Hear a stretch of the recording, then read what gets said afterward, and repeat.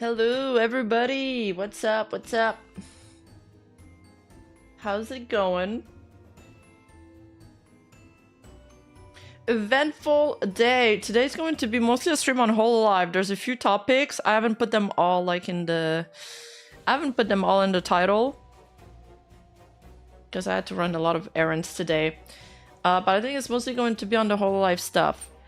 But before we start, I feel like I've never even talked about it on stream, but there's something really cool that happened, and I have my own card. Me and ConCon have our own Rift Runner cards. Everybody that's played the game says that my card is OP too. And you guys can use 10% off. I get a percentage off every booster box sale, so this directly supports the channel.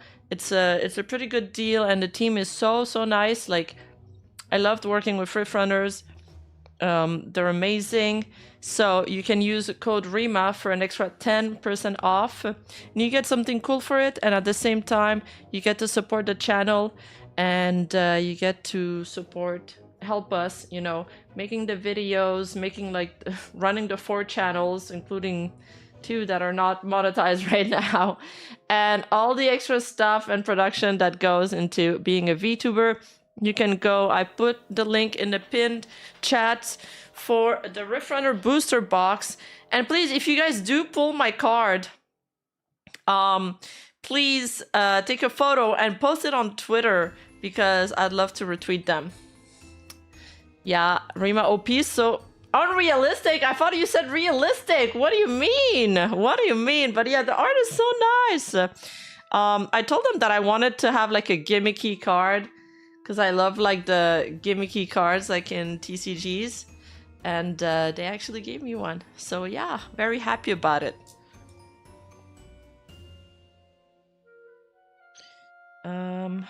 Shit, one sec.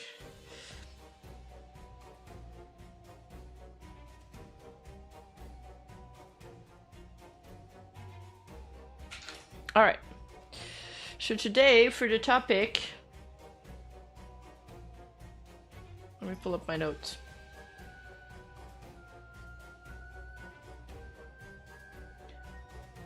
All right.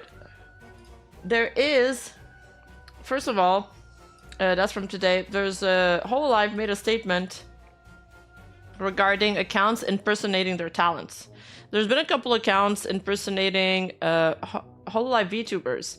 Now, that's not, they're like easy to find out if the VTuber is active, but there's some other instances that are more dangerous where, for example, it's a graduated VTuber, and then there's these accounts that pop up and they're like, hey, I'm this person, I'm X person reincarnation.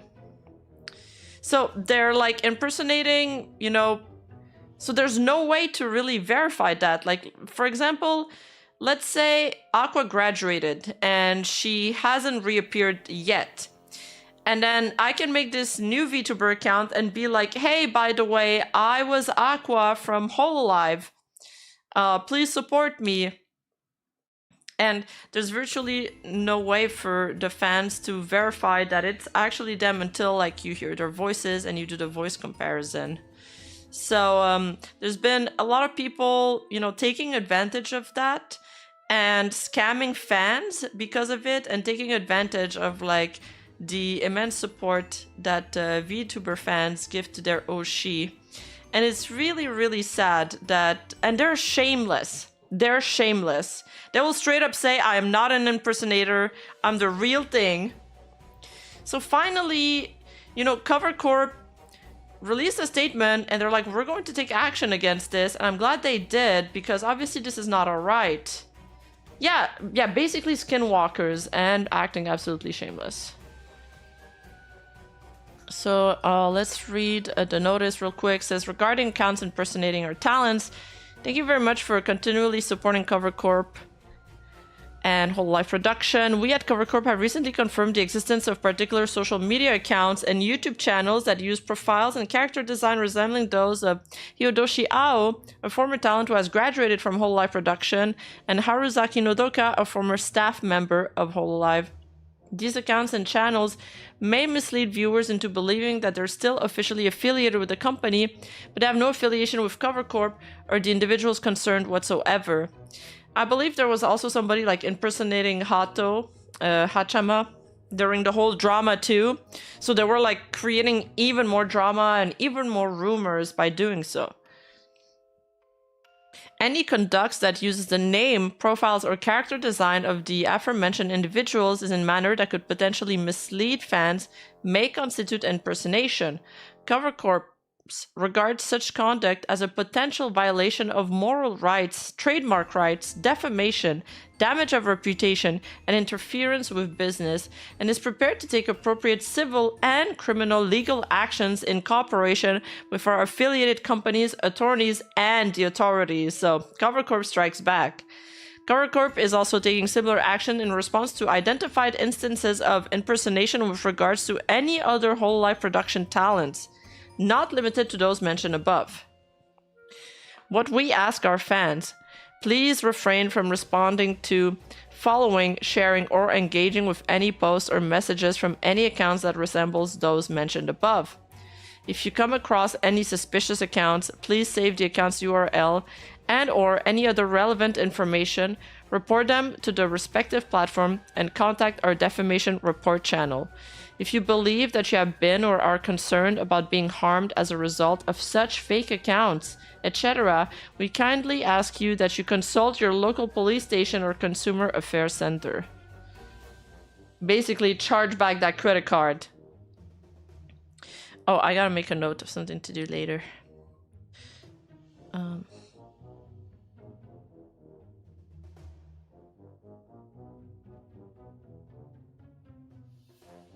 Okay. Hello, Remat. Thanks for streaming. You make my long day. Thank you, Lucifer. Thank you for the 14 mods. We've been together for so long. Thank you for supporting the channel for so long, dude. I appreciate it. And Charlie, Yui, the Vox you're talking to is a fraud. Send me the pics instead. I'm the real Vox. I'm sure she'll believe you.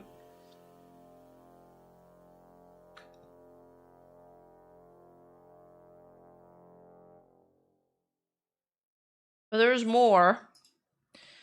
So this is Holopro Simp. Apparently some fuckwits decided to bait fans into believing Awa and Nodoka came back in some way and impersonating them. Like, what? And it's not a parody. Parody accounts aren't allowed, right? Yeah, it's risky to make parody accounts from VTubers, especially corpo ones. You can make those virus accounts and add your Oshi personality to it, but a copy of the talent's info is a no-go.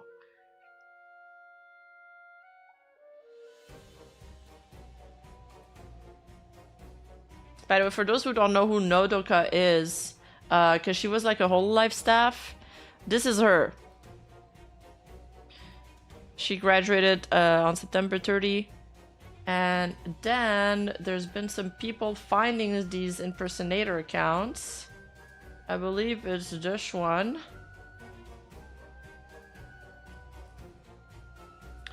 This here.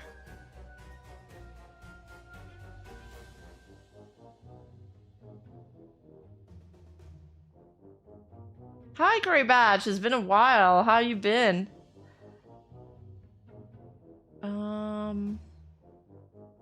Let me just turn off the music.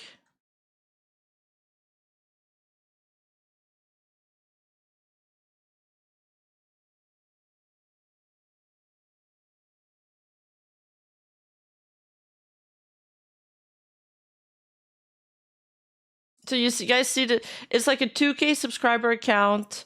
There's 8,000 views on this. And they're like, even if she answers yes, there's no guarantee, so I wonder what the point of asking is. Rin is a new V-singer who had just appeared on the scene. I look forward to her continued hard work. She has a great voice.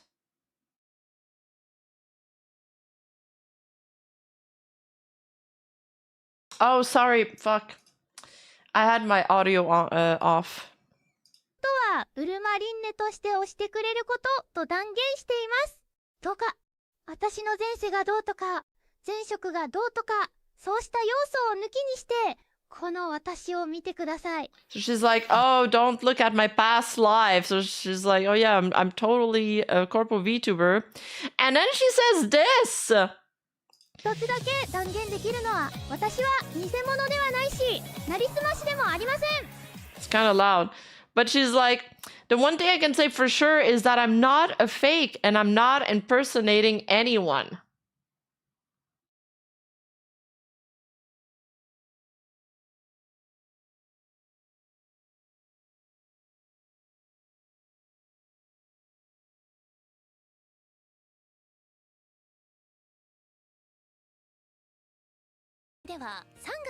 And this is her real voice. And I feel like, personally, I feel like they don't sound similar at all. 控えておりますフェスやエキスポの情報を視聴者の皆様にお届けする情報番組となっております。あ、申し遅れました。私、本日のメインキャスターを務めさせていただきます。春崎のどかと。Okay, let's compare once more. そのですね、どうかはっきりと言い切れない私の立場と言いますか、はい、苦しい立場も分かってと言いますか、はい、考慮してくだされば申します。皆様よろしくお願いいたします。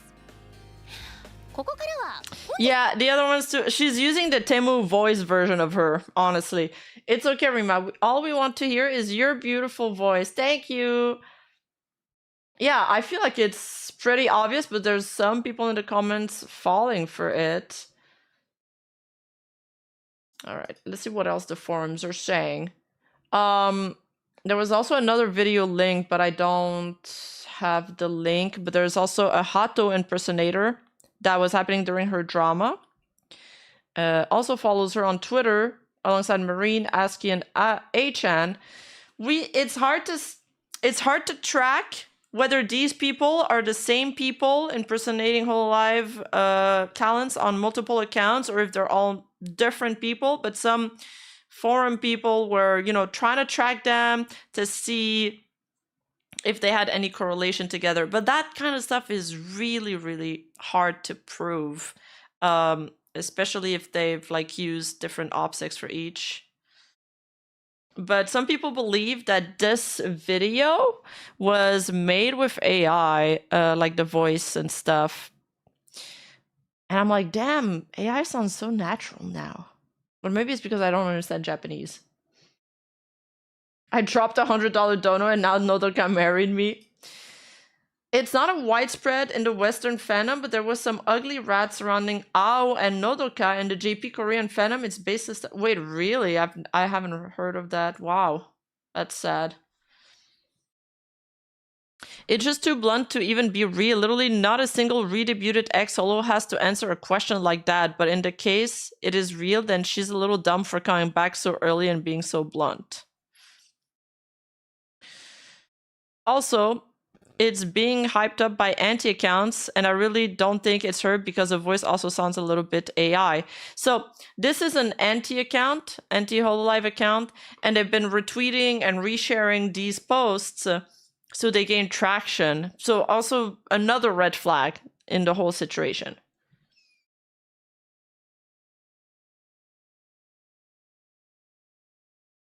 True, they got a really good AI voice of Mori Calliope. Why couldn't they get a good AI voice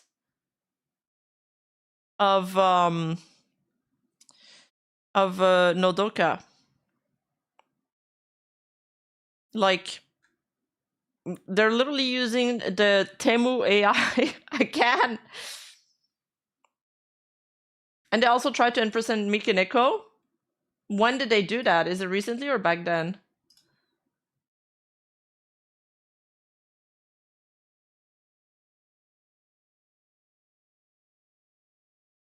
Oh, so this person says, it sounds like AI because it speaks too clearly and enunciates words too much compared to how Nodoka normally sounds.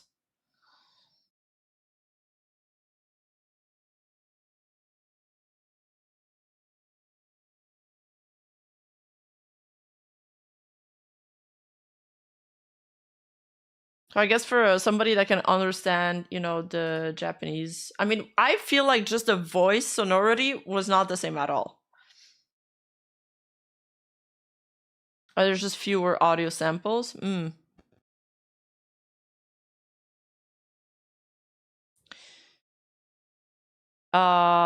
This person, like this forum user, points out the same thing we said. The one thing I can say for sure is that I'm not fake and I'm not impersonating someone, and they're like, this is something that Nodoka would never say. This is absolutely an imposter, and the video is likely made with AI.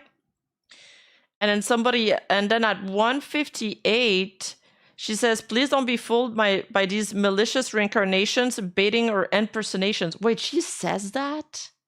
Wow. I haven't watched that part. Oh my god, they do. Dude, they're so shameless. What the fuck? They're like, yeah, please don't be fooled. All the other reincarnations are scam, by the way. Only believe me.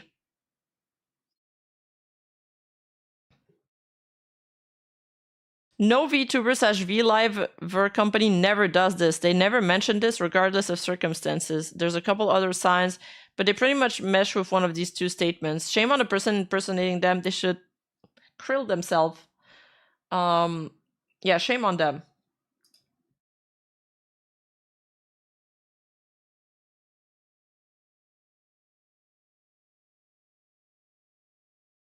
Somebody also says, this person seems fluent in Japanese.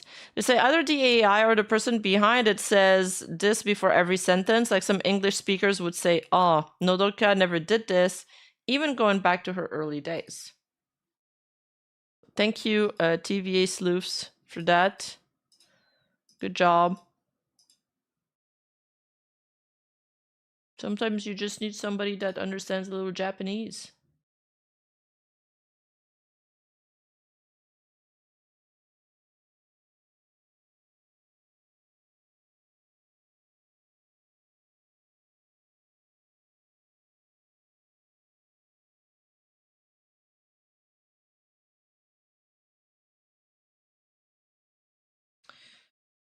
So, now onto the Risu topic.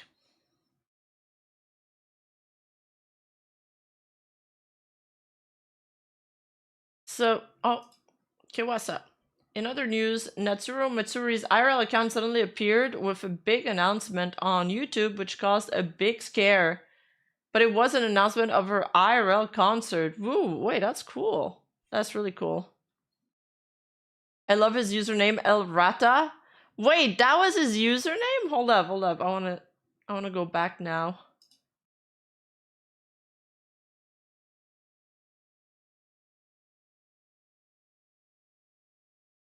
Oh my god, it is! And it's got Bay in there. I see you. Alright, so Risa, you guys have sorry, not Risa, Risu. You guys have probably heard or seen this part of what happened, but she's been hacked. There's a lot of VTubers that are getting hacked lately. Please, if you're a content creator, a VTuber, or just a regular internet user, do not click on any links. If somebody messages you on Discord and they ask you to check out this new game they're working on, do not click on it. There's also websites where you can paste URLs to check if they are viruses or phishing accounts. So if you're not sure, you know, just do that. But yeah, so her account got hacked, and then it was posting a bunch of crypto shit on it.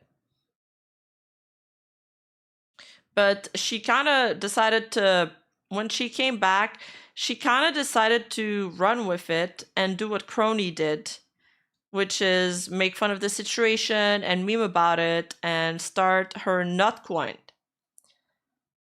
And she's like, Nutcoin's still going strong and will thrive even more. And everybody was doing these memes. I'm relieved that the Nutcoin I charged to my OVO account for my trip to Indonesia won't become worthless. Yeah, not going during NNN. I know, it's a bold move. Bold move. Yeah, the graph goes up. In this post, Risu explains the nut coin. From the top. So I will explain again from the top. This nut coin is not like any other digital currency. This nut coin is, hence the name, is a coin generated from energy converted by extracting nuts, and the extraction process of the energy that will be used as the trading currency of nut coin has come from various type of nuts extractions.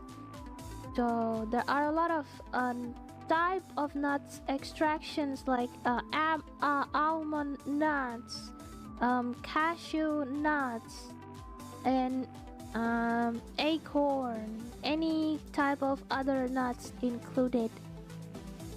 So in order to get more nut coin, the energy miner will have to extract nut energy by collecting nuts.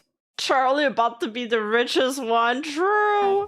And they will later store it in the nut bank. And the nuts that has been collected through a sterile process then will be crushed and extracted in form of nut milk that will keep the computer chips running, in form of the energy that runs the nut coin, that will later be stored in the nut bank. So, okay. In short, more nut milk equals more energy equals more nut coin equals profit. Nice. Okay, I will repeat it once more. More nut milk equals more energy equals more nut coin and also equals profit.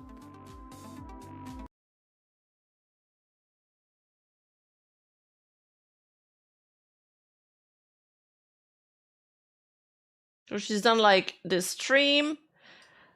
Once she got like possession of her account back, you know, Nutcoin Crash explained nonstop Nut November is coming back. So, you know, she supports NNN, but in another way. This was another her thumbnail, I think. Nutcoin Crash, breaking news. This is, but then the problem is that she got banned today. Well, last night. While we were sleeping, basically, because they're in JST time zone, or, you know, Asian time zone. Hello, everyone. Thank you very much for all the report and notice you've done regarding my channel. About that, I have asked the company to help me resolve the problem there on it since the very first report we received. It's kind of ironic that after she gained control back of her channel, after she got hacked, that's when YouTube decided to ban her. Like, YouTube is so fucking incompetent in that regard. I know everyone's worried, but we're going to do our best to bring back my channel ASAP. Thank you very much for your support and attention. Let's hope that my channel will be back soon. Really hope CoverCorp is going to be able to recover that. Sir Tortilla, thank you so much for the resub. Thank you, thank you.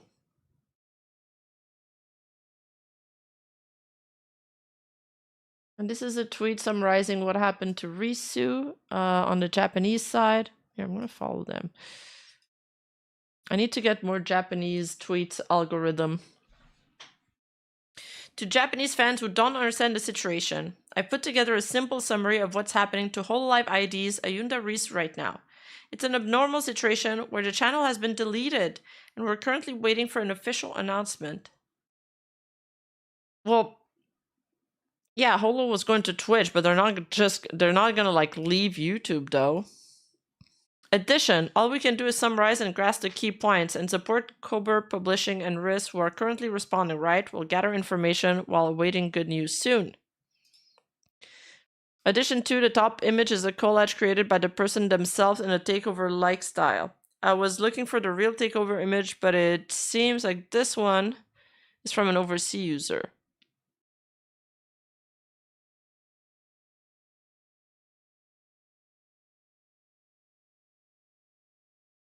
After getting hijacked, I quickly took it back, and just like with Cloney, I guess Crony, I'm doing parody streams with that thumbnail.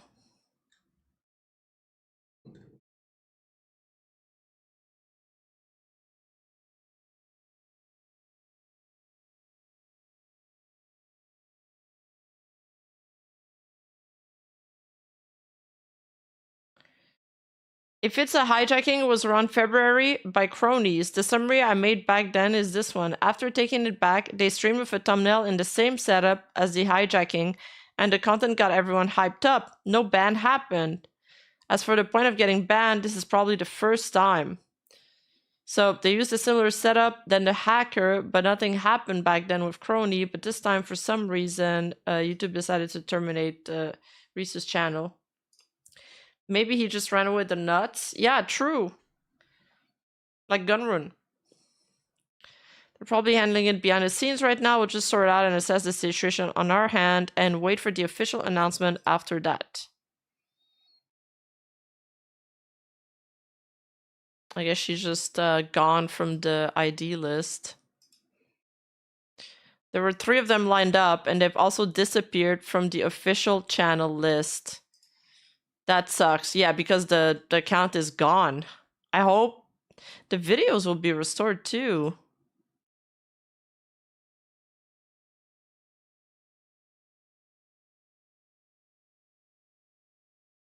I think Hololive has gotten back channels before.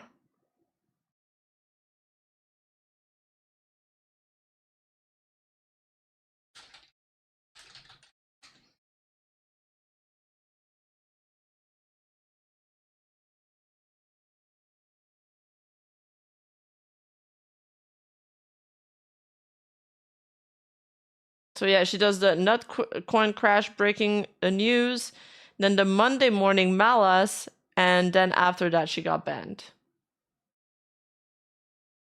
So she did 2 streams before the ban. There's also been a bunch of other like weird YouTube bans. And some weird revenue bug, but it hasn't happened, where some people's revenues were weirdly doubled. Oh, they deleted the tweet. I guess it got fixed. But Chacha also says, YouTube peeps, did YouTube accidentally double your October payments? And she tagged a few. I'm checking the earning tabs where it says a payment is headed your way for November 21st, 26. A friend of mine DM'd me this morning, said hers was double. I went to check mine and it's double too. Same with this other, well, the first tweet that I wanted to show you guys from Suikun Tensei. She also said that her earnings were doubled, but the tweet is deleted now, so I think that's settled. I would assume it's just a glitch and it would revert back the changes. And here it's earlier Endermensch was terminated from YouTube, and for some reason several other YouTubers were too. And they seem to be terminated for the same reason that they were linked to some Japanese account that was banned, which they definitely weren't. Enderman was removed from YouTube. Your channel, Enderman, wasn't following our policy on terms and services, so we removed it to protect our community. If you think we made the wrong call, we'd be happy to take another look. You can review and appeal until November 4th, 2026. And this YouTuber called Scratch It also said that his channel was terminated as well as Endermensch and 4096 Red and many others for the same reason. We were never linked to this Japanese channel, and it's like this weird Japanese channel name. I'll be please recover my channel. 402 subscribers panic and don't understand what's happening. The channel of the VFX legend 4096 has also just been terminated from YouTube. Like, what is going on?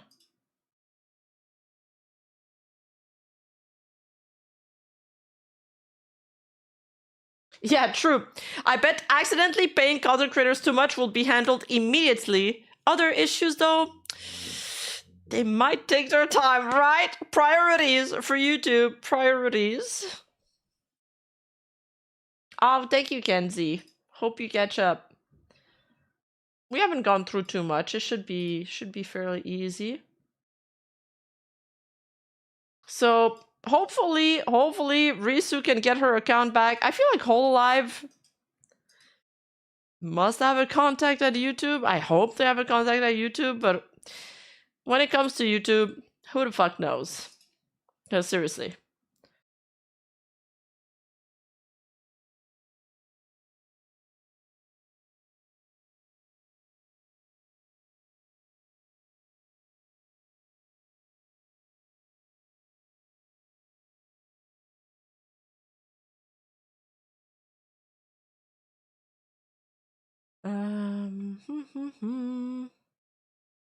Why can't I find what I'm looking for? Hello?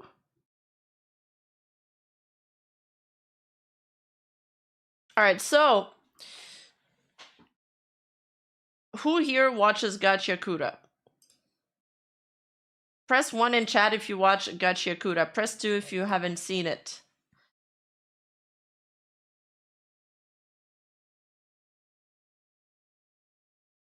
It's an anime.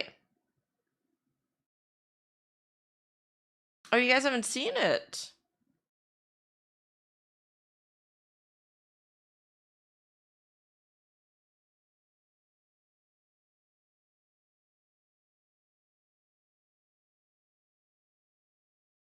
So Mori Calliope, it's an anime that's really hype right now because it's currently airing. It's often on the front page of Crunchyroll. It's a pretty good anime if you guys want something to watch. I love it. Personally, I love it.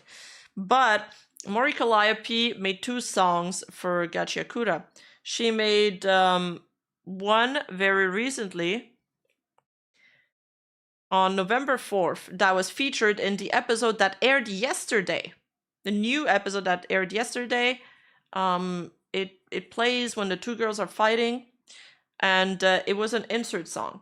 She made another song that's the intro song for the show, which is pretty big, and it's actually a pretty good song. I like it. I like it a lot.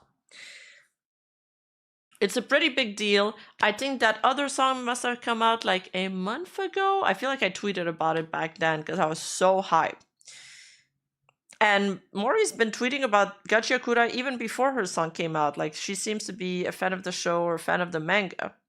Regardless, I made, at the very beginning of my YouTube career, I made a video on the hate that Mori Calliope gets. And honestly, it's just a bunch of nothing burger. It's people just hate her because they say that she's a white girl that, raps, and she's not allowed to do that. They call her KKK, Calliope, awful things like that. She's got a bunch of haters, and every time she lands a big project, they come out again. And this is another case of that. They gave her backlash back when her theme song appeared, and now because of the insert song, they're back at it again. Every single time. They don't want to let go of things. Yeah, they've been hitting her since 2021. So let's take a look at what they're saying. So this is the one from October 7. And that was when her OP song was going to come out. And then these users are having absolute meltdown over it, by the way. I hate my stupid cuck life. Just keep fucking my girl, bro. I don't care anymore. There's this one here. Oh, sorry. I'll just show the image then. I've been reading this motherfucking manga since chapter 30. I have some weight to throw around when it comes to this topic. I'm gonna rip my throat out. And then they're like, she's been reading it since chapter 2, saying she's a tourist.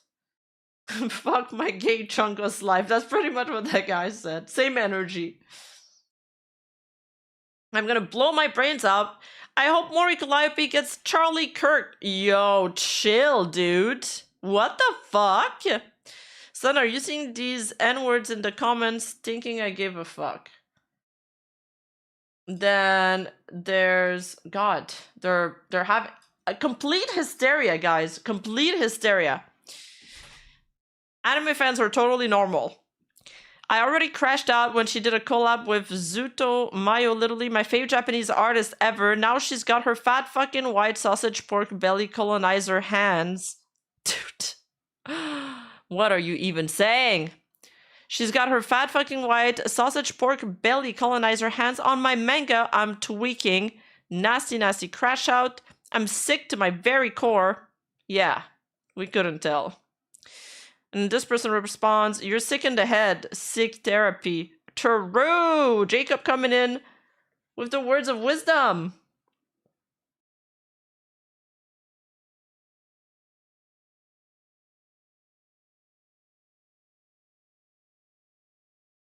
RW producers saw that people were too happy with the show's portrayal of black people and hired Mori in a last-ditch effort to increase the racism and even the odds. And I believe that Mori Calliope is racist. I was about to hate it, but that's when I remembered that's the point of the series, is to give trash a second chance. And this one here, amazing symbolism. Director of the Gachiakura anime, Fumihoko Saganuma ingenuously plays into the series' core question about the worth of trash by allowing viewers to experience real and authentic garbage at the start of each episode. They're so affected, dude. If I poured my heart and soul into a manga enough for it to get an anime adaptation just for Mori Calliope to do the opening, I would krill myself on live television. Well, thankfully that'll never happen, because your life will probably never amount to anything, because all you do is complain on the internet about people you'll never meet. Skipping straight past this new dogshit opening.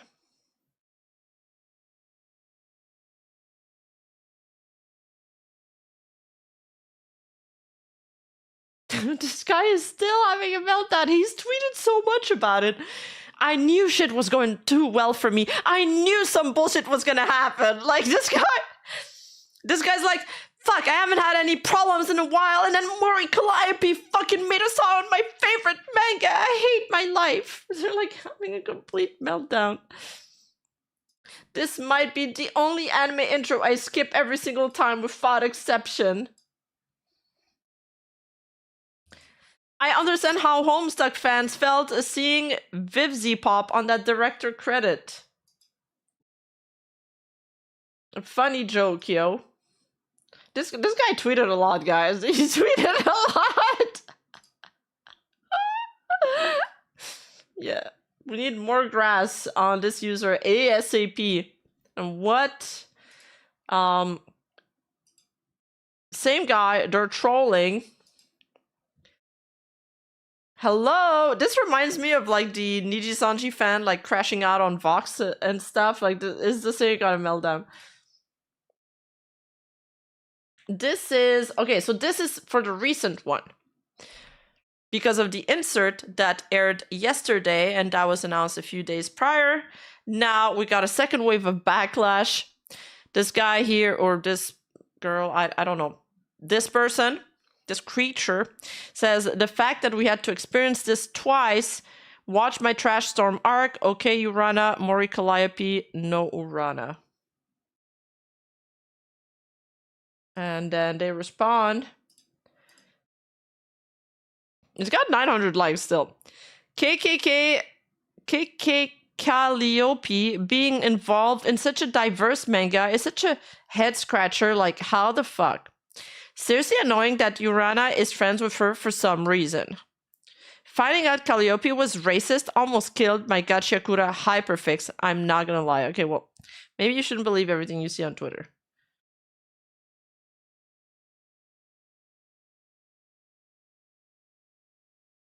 Is Calliope problematic or something? I didn't know about her until this opening came out. And then she's like, yes, famously, BBC fetish, racist raps, and N-word usage. Then somebody else responded, no, she isn't. This loser just keeps bringing up stuff she said ages ago when she was acting like an edgy teen. Stuff she's apologized for. I honestly couldn't care less. The past is the past. Well, at least there's some pushback in the comment. There is hope to humanity. Y'all are fucking idiots. That shit she did was like 10 years ago, back when she was a dumb teenager. Get over it. Urana Sensei, you're incredible mangaka, but please never do this bullshit again. She just wants to make it clear that the manga reading is the better experience. Please, Urana, get this white demon out of my beautiful trash anime. They're like obsessed with people's skin color.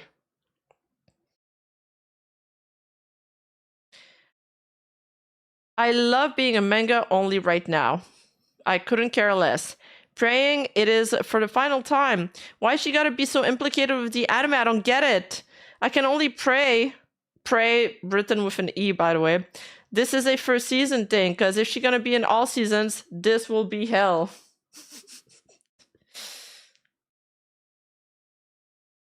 They're so dumb. They're so mad that she's like friends with the mangaka too. And they're like, what'd she do? She said the N-word several times and has been racist to black people. Where? She's never been racist to black people. I don't get... Where are they coming from? I would like sources before I agree with you, as I spent a good time looking and I found nothing under both of her alias of Calliope and Demon Dice. This is her being racist and using racist stereotypes. And this year's around 3:45 can find a clip of when she was rapping and said the N-word, but it exists out there somewhere. I know that for sure. They're like, trust me, bro.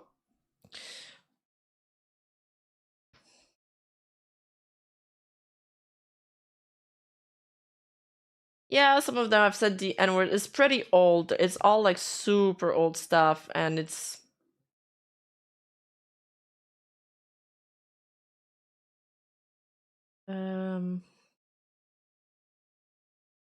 But I don't know, like, I can't remember, because it was so long ago that I covered this topic. I can't remember if it was like during a rap or what was the context of it.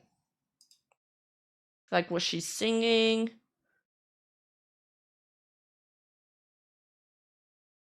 Alright, let's look at other meltdowns.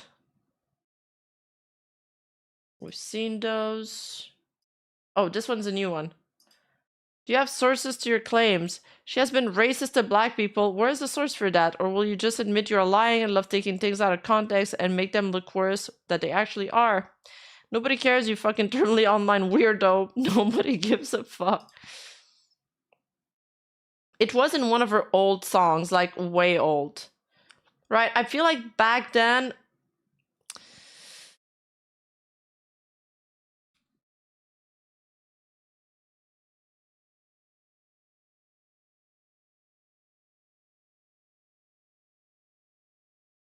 I feel like if she, you know, if she apologized for it, and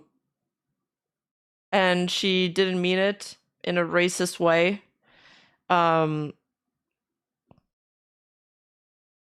you know, it doesn't mean that she's racist necessarily.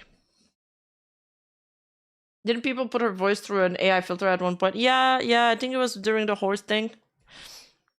She apologized and people attacked her anyway.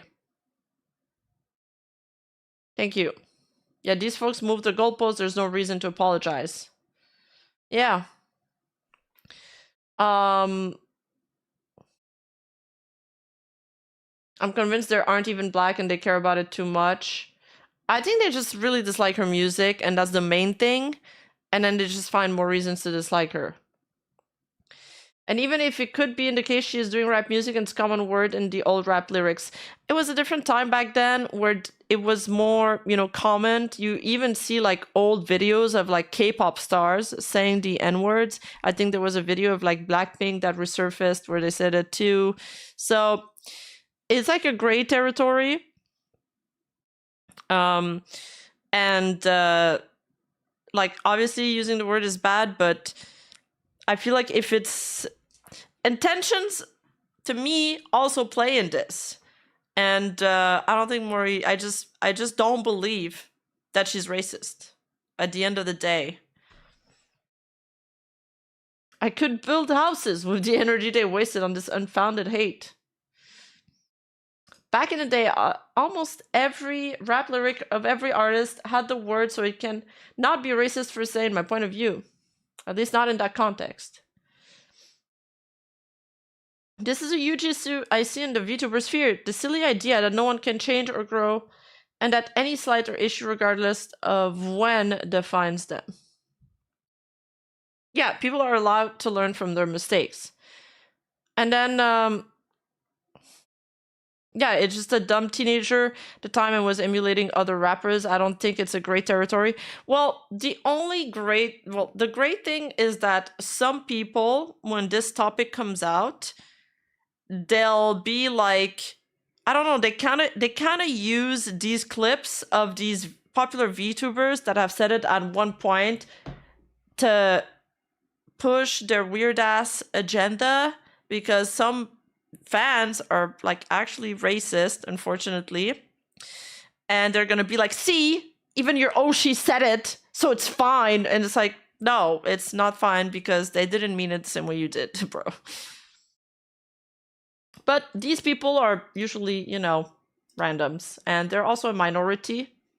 They're just kind of loud, and they insert themselves whenever these kind of discussions come out too, which makes the other side respond, and then it makes the entire topic, you know, boil up.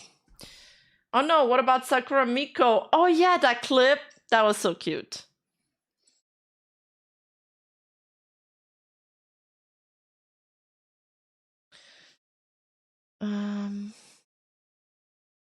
All right, let's keep going.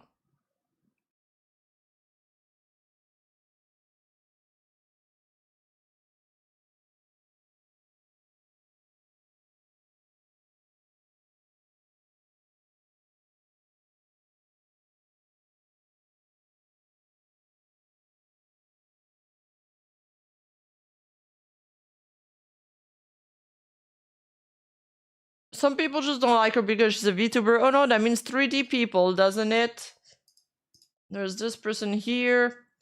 I don't care. Stay away. Some people are like doing the whole gatekeeping, you know, argument too.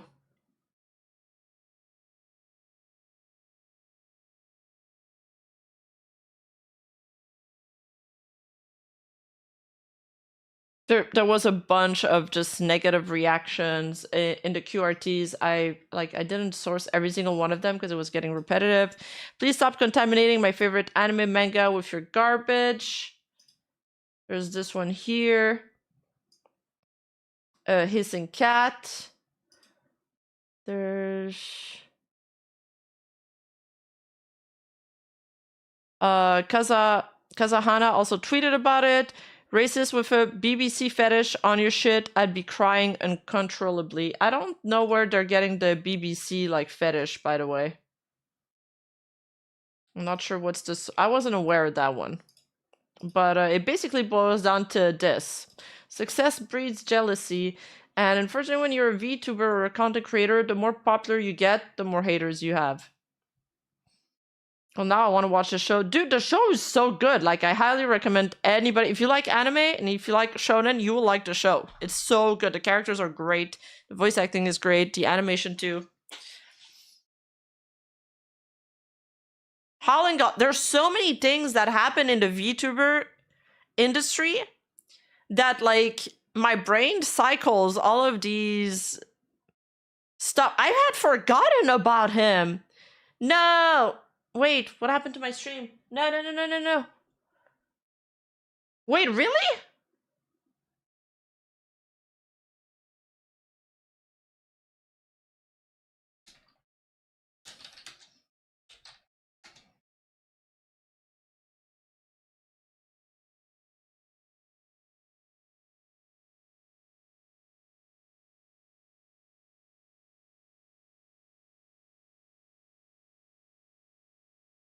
Fuck.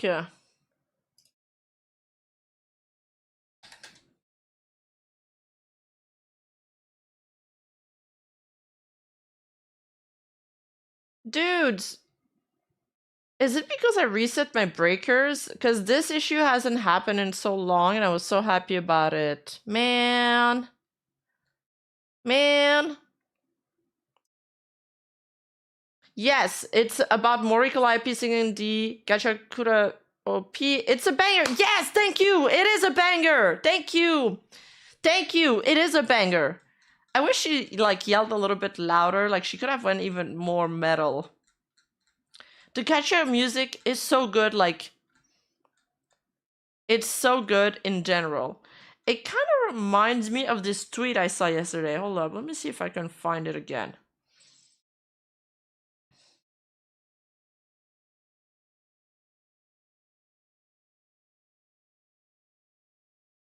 It was like this Japanese person.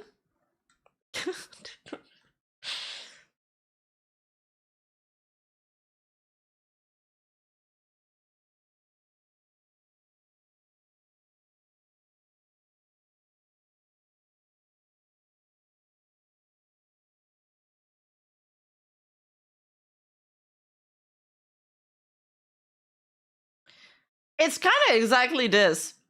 So this Japanese person, you know how people are always like, there's this big discussion about gatekeeping people from your hobbies. And there's this group of people that are like, we need to gatekeep harder. We need to gatekeep harder. And these people never realized that if there was gatekeeping, they'd be the one being gatekept. Well, it's really funny because there's this Japanese person who made a post, okay, and is getting like a lot of traction. And they're like, actually, we should gatekeep all Westerners. So it's like the reverse gatekeeping. They're like, no, we should gatekeep you, actually. And they're like, honestly, I think foreign influence should be completely eliminated. The defining trait of foreigners is that no matter their political stance, they just can't help but yap endlessly about politics. Whether it's serious or a joke, they turn out these pointless memes about taking a stand, and then the opposition jumps in on the bandwagon, turning domestic conversations into a total mess. And they're so right, because even like that little... It's lame that like identity and ethnicity is politics, but it's come to that, unfortunately, in America. Thankfully, I'm Canadian. But yeah. And it's like that. Even whether you're on, you know, even if you are being reasonable, just the fact that there is one person that's unreasonable about politics will make even the most reasonable person argue back with them. And just like that, suddenly something that's supposed to be whimsy and fun spirals into this endless debate. And I feel like when we listen to VTubers, for example, that are Japanese, or if we listen to Japanese content creators, they really never really talk about anything politics.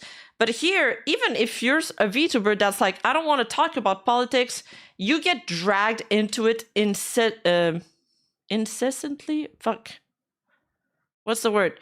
It's like, it never stops. Like, even if you say you don't want to talk about it, people will pressure you to talk about it until you do. Yeah, incessantly. And this person continues saying, if you want to nurture a serious SNS for otaku, bringing in foreigners is absolutely out of the question. They've squandered that privilege time and again, so not banning them would be the ridiculous choice.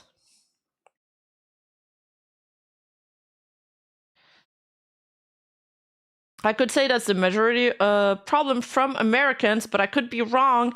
And this person, like, they're like, no.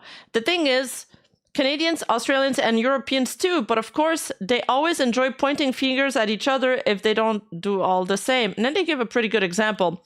The issue isn't so much about which specific country, because obviously everyone in the world has their own agency, but more about as soon as one of them comes in and starts talking about it, all the others will be activated. It's kind of funny the way it's worded with the translation. Like, it's like activation.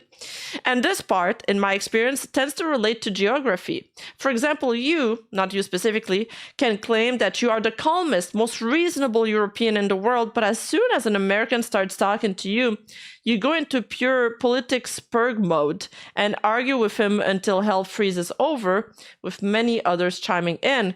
Politics is the most effective emotional aphrodisiac for the West. It is because there are tourists, outsiders, casual fans, new people that our big pool of fandom doesn't go rancid Stillwater cesspit. New people dilutes toxicity.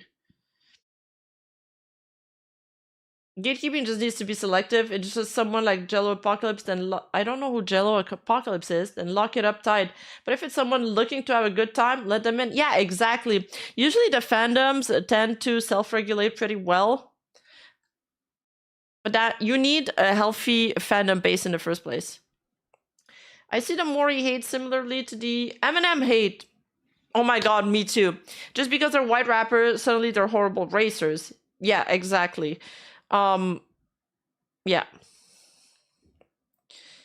No, it's almost impossible to avoid talking about politics among Western content creators. It's an American problem. It's almost like everything's become politicized somewhat now. I mean, just look at the Bao tweet. The reason why it went so viral is because it touched on, somehow, it touched on gender politics. Well, it activated, I'm going to use the words used in that tweet, it activated all of the groups that are into gender politics. No, sorry, not, is it gender politics? I don't fucking know how to call this. All of the people that make this about the man versus woman thing, they activated when they saw that. Never make a tweet with the word man in it or woman. You will activate this crowd. It's like when you tweet and you accidentally type the word art and then you activate all the art bots and all the art NPCs that are going to DM you, hey, do you want a commission? And this one, it activates all the political brains.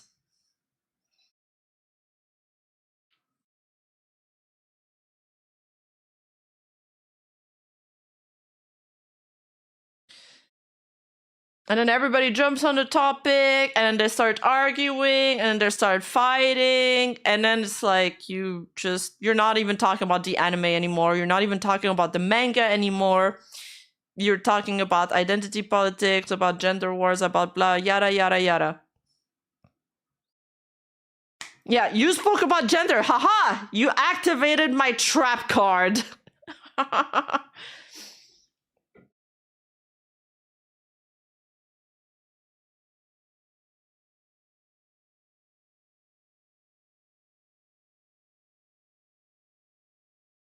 Yeah, it's basically your everyday social media. I mean, Twitter's just toxic like that. Like, that's just Twitter. That's why I just meme now. Because fuck this shit. It's too depressing.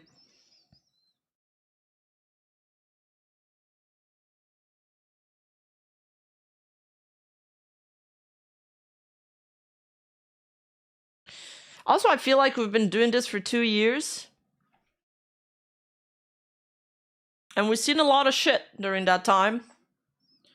I feel like it's been more than 2 years sometimes. I feel like we've been here for a decade. I feel like I've aged like 5 years in 2 years. And I feel like if we see the same controversies cycled over and over again, sometimes the same people coming back. And I think that if we were just so serious, and it's so easy to get blackpilled about everything, especially when some topics go out of orbit so hard and people start getting harassed, and I think we would get so depressed if we didn't joke and try to have fun about it. And I like the direction we've been going, and I've been getting a lot of positive feedback about it too, where I've been receiving a lot of comments And I've noticed that where a lot of people are like, you know, I don't usually like these topics, or these were heavy topics and I should have been depressed, but because I was like, you know, with Freema's chat and she was making jokes and stuff, it made the entire experience fun and enjoyable. And I'm like, cool. That way we don't lose our heads together, you know? We're just in it for the ride and we try to have fun. Otherwise, we're gonna be carrying like an accumulative heavy burden.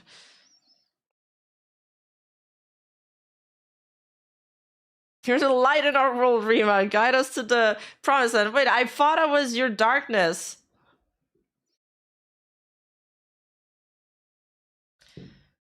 Still look as pretty as the first time we saw you. Oh, Jason, thank you so much.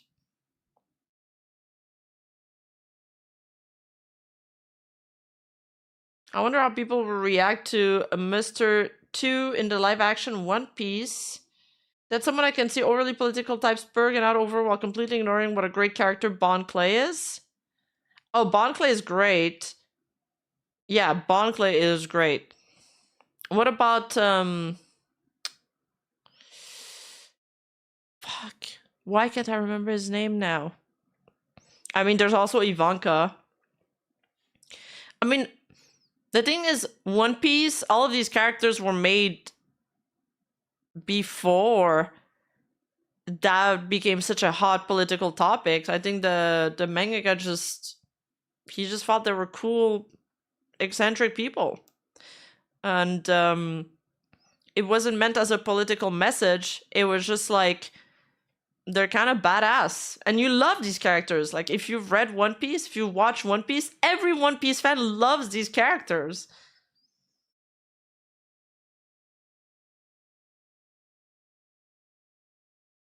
When was that? 60 years ago? Yeah.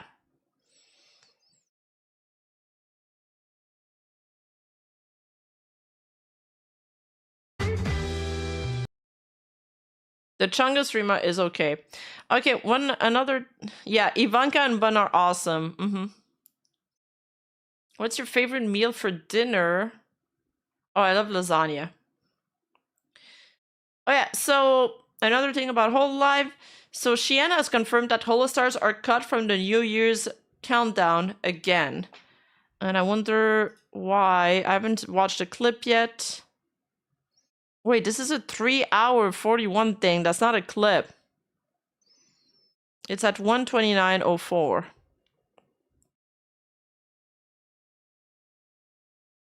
Context for newer fans: at the end of every year, Hololive and Holostars usually get a New Year's countdown.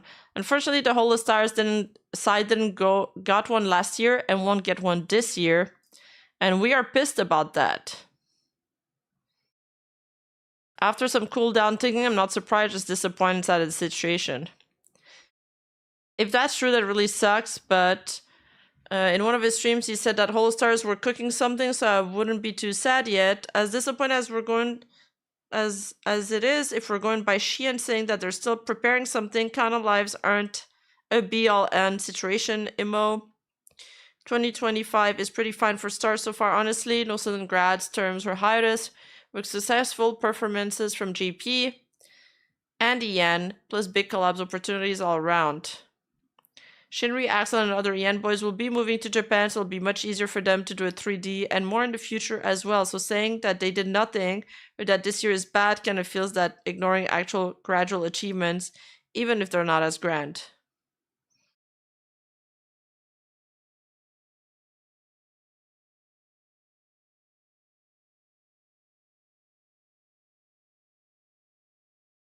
I don't know why they cut them out of the countdown. They're not doing it with the girls, right? 1:29:04, let's see. I guess maybe there's just maybe the numbers were competing against each other. And it's not as popular. I'm not sure. Can I just click on this? ちなみに言っとくとね、今年のカウントダウンライブもね。Wait, this isn't even subtitled. What are we supposed to do? Hold up, we can't watch this. There's no subtitles. Wait, closed caption? Coming in clutch? やるみたいだけど、いないです、我々は。Closed caption? 世知辛いね。 3, 2, 1, go!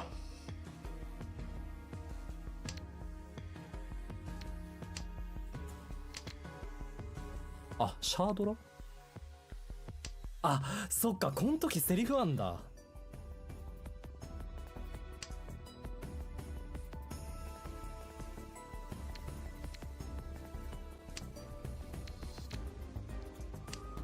Come on, talk about it.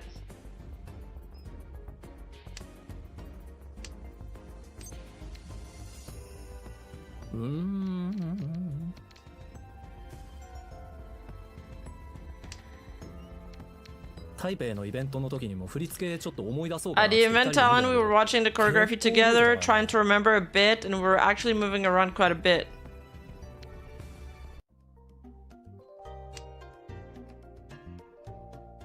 Yeah, this game looks really complicated. Is that Mahjong?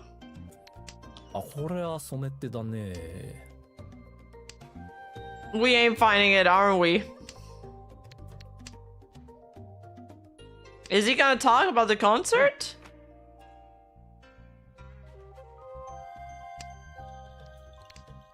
I've seen Tenma and Pippa play it, I think. Wow! Chin Chin? Chin Chin だね。メンチン。 He said it's a penis.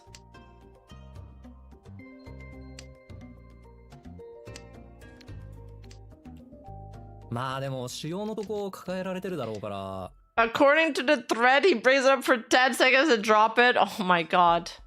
Main parts will be covered, so...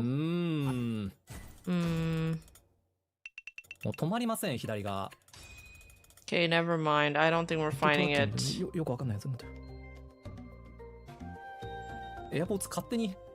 We're not finding it, are we?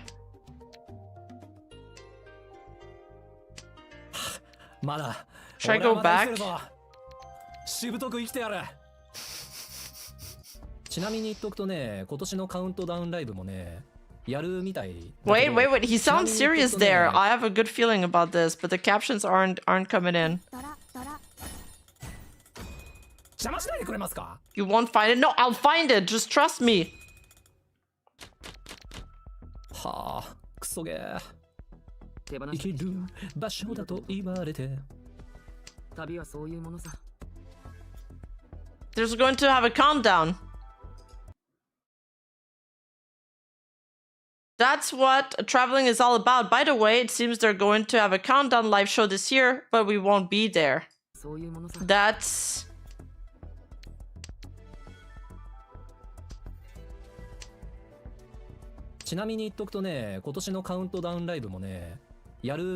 That's it?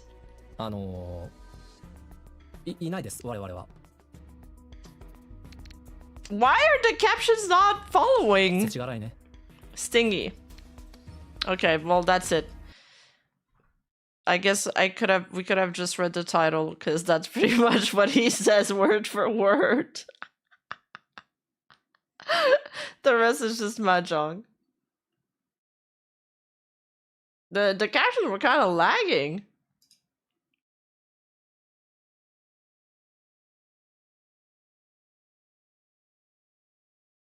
Oh yeah, there's this other topic that's really blowing up, you guys. 3 million views. 3 million views, but I was with my family, so I didn't cover it.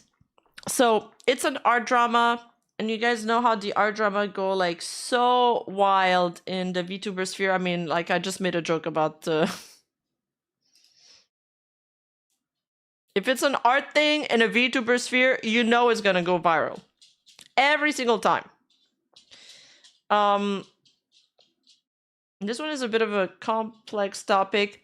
So there's basically this call out post to my queer mutuals. I would personally not recommend commissioning this artist, and they post this artist TOS. says, I do not accept not safe for work, heavy mecha, or extreme gore. Minor revisions allowed. Do not claim the artwork as your own. May post the final piece of my portfolio. Please note that I don't accept GL, so girl love / BL, or romantic same gender pieces, but if you want, I can platonic or friendship team. Artworks are welcome. Thank you for understanding. Then this person, you know, writes to them. They're like, hi, Ray. Before I start, I just want to clarify something real quick. I'm totally fine drawing two females character together because I am just okay with your reference too. Because of that, I accept it. I just try not to make misunderstanding because my terms, I said I not accepted queer, but it based on my comfy or not. I think this person is ESL. And then this Ray person responds, I fully read your TOS and did not notice that at all. Can you please point it out to me? Perhaps you added it today or something. I have not seen it at all last night, and I've read your TOS at least twice before I sent my request. Sao responds, yes, I just added it yesterday, but I just quick added it. I mentioned girl love, not accepted, but actually I am fine with it.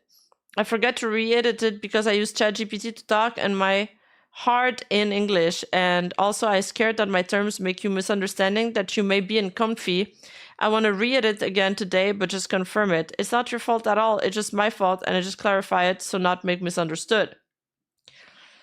Then Ray responds, I'm highly uncomfortable with the fact that you have put terms like this in your TOS in the first place, regardless of your intentions or you saying that you are fine with my request. I am queer, and I do not appreciate my identity being disrespected in this way. I also do not appreciate your use of ChatGPT, considering that translators... Wait, I did not see the ChatGPT part. Considering that translators exist! What? Okay, I can already tell which type of person we're dealing with here. I can already tell. You don't have to use AI to communicate with your clients. I would like to cancel my commission. Thank you. I am respect and understand you're uncomfortable. I will process your refund. Really sorry it makes you so uncomfortable. Thank you so much for your interest. The artist was like highly apologetic here. Clearly very, very ISL. Probably did not express themselves in a way that that Ray like it feels like Ray was offended by the way he expressed himself. But from this initial set of message, I think he was trying really hard not to offend her or him. I haven't checked their pronouns. Please don't come after me. And and it just didn't go through. They did not understand each other at all. The ChatGPT, like, yo, hire a real translator to talk to your client is fucking crazy. Rima, ESL is the word. ESL. What did I say? ISL? I did not say that. You guys will have to show me the proof. Yaoi and Yuri makes me uncomfortable. Sue me. I wonder what they would say about Twisty Steak. She hits Yaoi.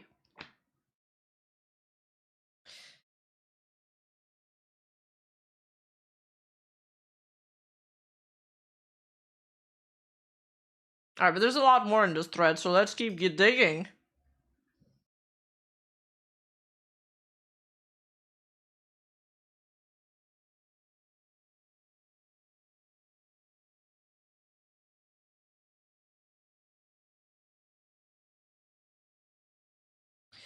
Artist by the name of Nico on VGen gets a submission request by Richie. Nico accidentally took the request to commission, notifies Richie it was on accident and due to personal beliefs cannot do the request. Richie goes to Twitter and posts the experience. Nico replies due to received harassment and to clear the air. Wait, so it's another one.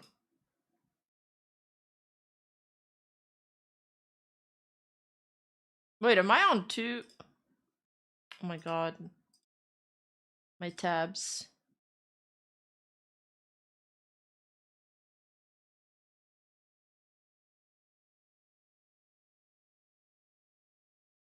Hi, hello, Richie. Oh, sorry. Do translators charge less than the $35 for that commission? Yeah, no. The ChatGPT bit is so fucking wild. Why would he ever hire a translator to speak to his clients? The guy would be bleeding money. Yeah, they went so hard for no reason.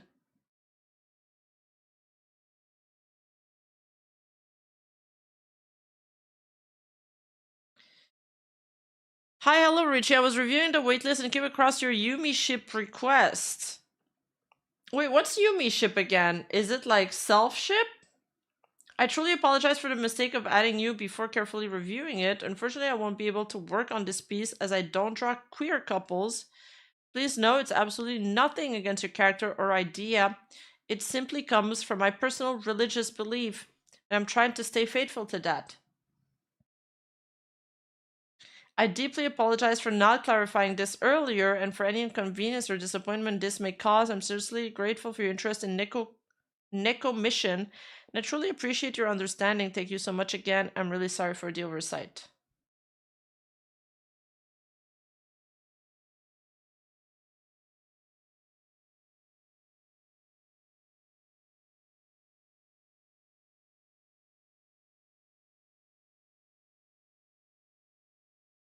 I'm just gonna open the tweet.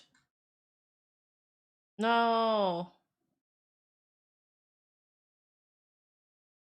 Am I blocked? Why can't I see this?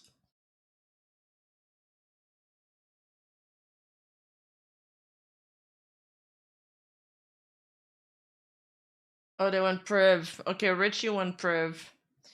Okay, well, at least we have... Okay, that's why we have the screenshots.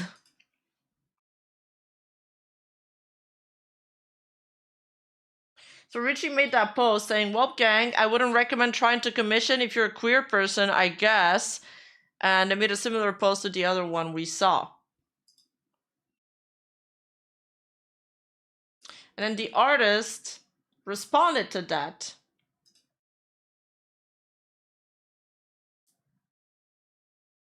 Hi everyone, I didn't expect to be awake with a notification, was expecting to, but I truly didn't expect this would blow up. First of all, I'm very sorry for the disheartening experience of what happened to the fellow past client who had a queer couple characters in their reference. I had just opened a VGen a few days ago and was not aware of how the system worked. It was completely my fault for not checking and understanding how request submissions are done. I wrote an important note saying, do and don't will be discussed in DM since I was used to how other platforms work, but VGen is different. You have to submit a request first before being able to DM, and that was my fatal mistake. No, I'm not queerphobic. I'm surrounded by many kind queer people, both in real life and online, who have helped shape me into a kinder person. But apparently I chose to not engage in activities related to queer relationship while still being friends with queer people. I take full responsibility for the misunderstanding and will make sure this never happens again. I will update and rebuild my page with clear guidelines and info, and I deeply apologize for those who felt uncomfortable because of my lack of awareness. Thank you to everyone who took the time to point it out. I truly appreciate the chance to learn and grow from this, and I hope we can be peaceful. If you still have any questions, please feel free to ask, and I'll try my best to explain and answer them clearly.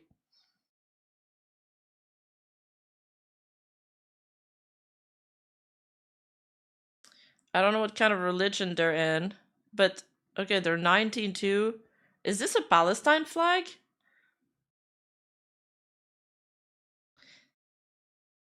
It's kind of like friendly fire right now. It's like the group of people that usually would stick together are attacking each other.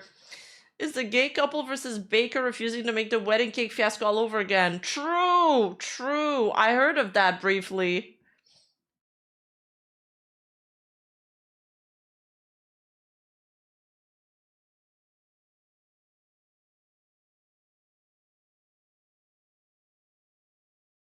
Let's look at a few other people talking about this. This person says, WTOS violated. She didn't. Commission loss. She went from 500 fall to 10K. We raised a mob against you. We are way more than your little high school bullies group. You guys lost. If you're smart, you humble up and understand you're wrong, but I doubt you have such intelligence.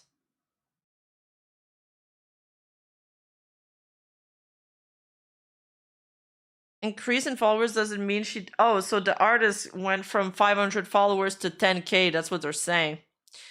She said she's booked until May. Let's stay low and save $50 per com. She's fine economically. Every 10 com she lost, she gained 100. See replies in her profile. Increase in followers means engagement that lead to more people knowing her and commissioning her if they need. So it seems like the artist is winning this side of the argument. This is another take. The amount of people defending her is insane. Yes, not accepting a commission specifically because you don't like drawing gay couple is homophobia. And if another person refused to draw a Muslim because they don't feel comfortable with their religion, that would also be discrimination. And no, I'm not saying she should be forced to draw everything, but as an artist, you cannot pick and choose this strictly without being called out for your homophobia. That's just the reality of the situation. I'm glad she acted maturely, but that does not excuse her behavior.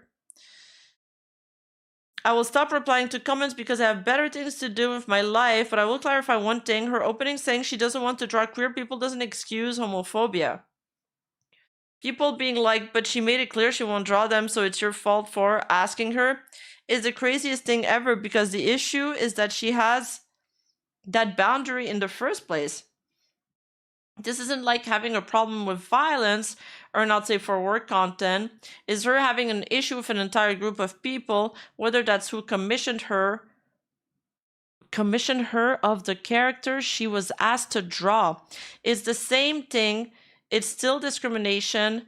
That's the issue, and I won't hear any more argument that we are the bad guys and we should leave her alone for having an opinion because that opinion is harmful. I'm generally shocked people defending it. Yes, artists can have boundaries and they should have boundaries, but be ready to get called out for them when they are discriminatory. You shouldn't be an artist or professional in any field if you can't accept that, and no religion doesn't excuse that. You can be religious and not be homophobic, and again, if you're planning to be saying your religion just won't allow you to be a decent human being, be ready for the consequences because most people won't tolerate this BS anymore, and that's the last thing I'll say. But then she said more. Look, I don't know where the artists live. You know, there's some countries where that stuff is like, well, they're really against, you know, gay people. I can't presume where the artists live, but even if they were polite, this is a tricky topic. Even if they are polite about not wanting to draw queer people, it's hard because they also say that they do like queer people. But then they're like, my religion doesn't permit it. So it's almost like they're like, well, I don't believe in it. So it does discredit their identity. However, that's like the lowest level of hatred. Like it should be a non-issue, and you're kind of like going way too hard on them. Just go to another artist. It's really not that deep. Like, just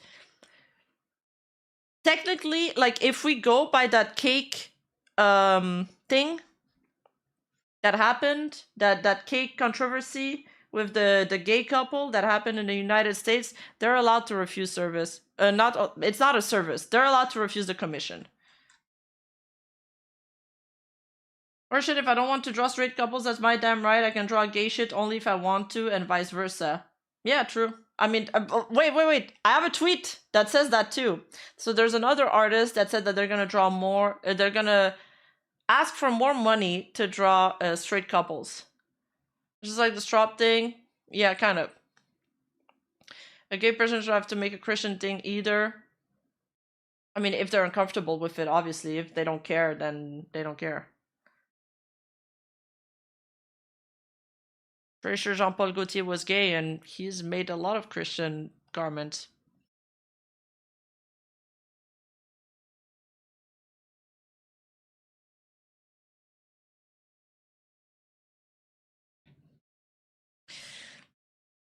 Also, I feel like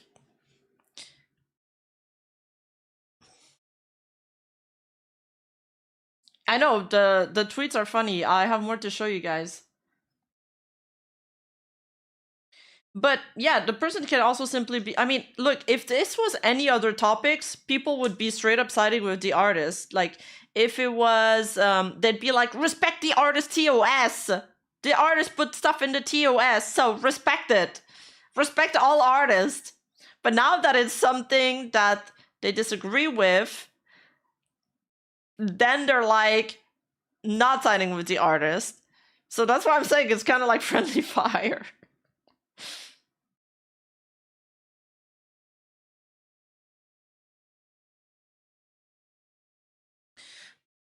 But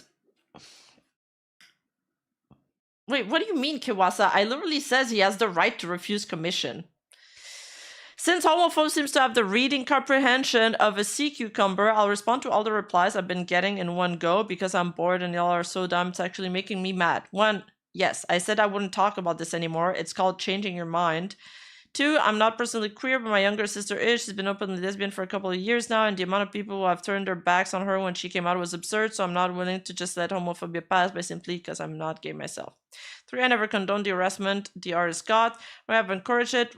Wanting her to get called out because of her harmful thought is not bullying, it's not harassment. Well, you guys know what I think about call-out culture. So, and I think they went too far with those call-out threads. 4, I do not care that she's 19. That does not excuse her behavior. 5, I also do not care that she was polite about her response. Saying you're a homophobe in a nice way doesn't change the fact that you're still saying that, especially because that seems to be the reason why she's getting away with a pat on the back, because she was polite about it. 6, to the people saying that she simply is not comfortable drawing gay people.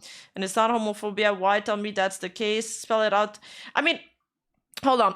That person, this artist, the other artist said they're not comfortable drawing gay ships, right? This artist, the thing is, they were too specific with their response. They didn't say, I'm not comfortable with this. They said it's because of my religion. And that changes everything for these people. It's not anymore that they're only uncomfortable with it. Is that this goes against their personal beliefs.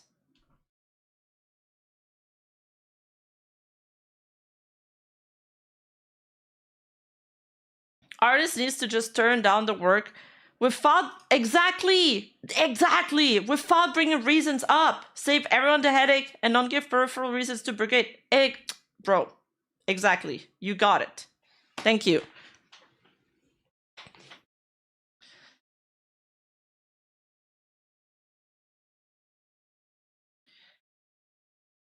Okay, I don't feel like this is so. I'm not reading all that. I didn't think there. I'm not reading this person's mucho texto.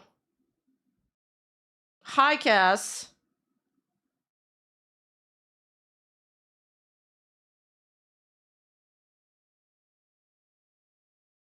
Yeah, that's. What the fuck is this? It never ends.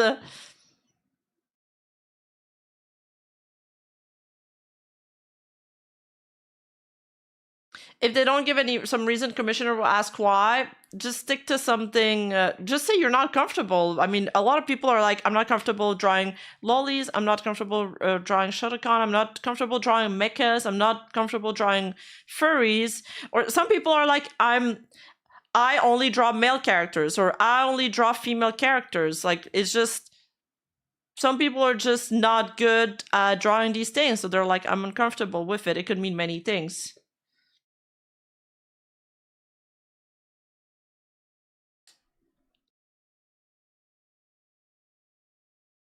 We stopped doing the 1000 Google like yesterday, I know.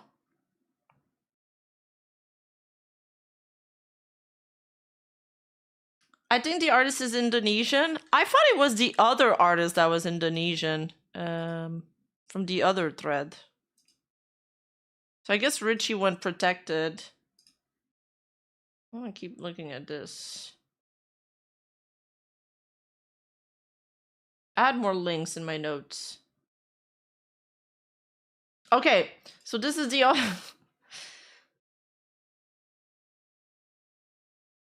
this is the other other people, the other side of it. Yeah, I only draw huge bazongas. I mean, look, maybe the artist was uncomfortable with it because it's like, no, not November, and he doesn't want to break his streak.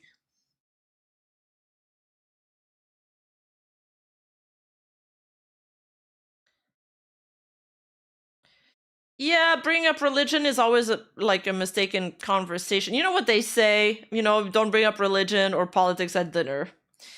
Artist still did nothing wrong.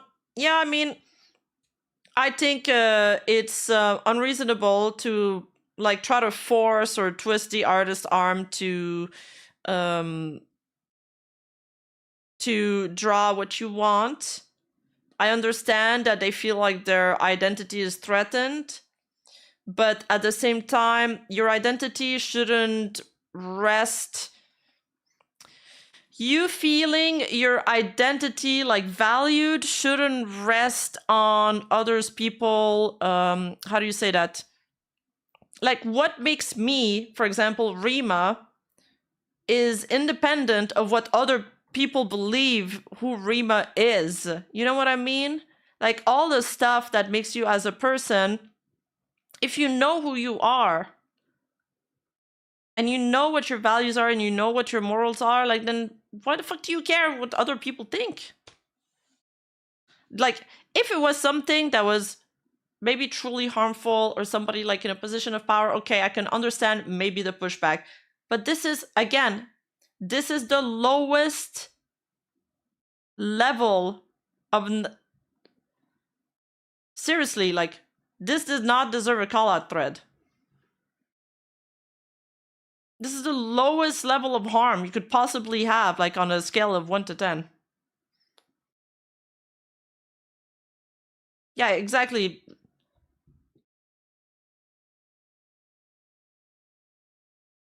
What is a Rima? Well, a lot of the chatters say it's a horse.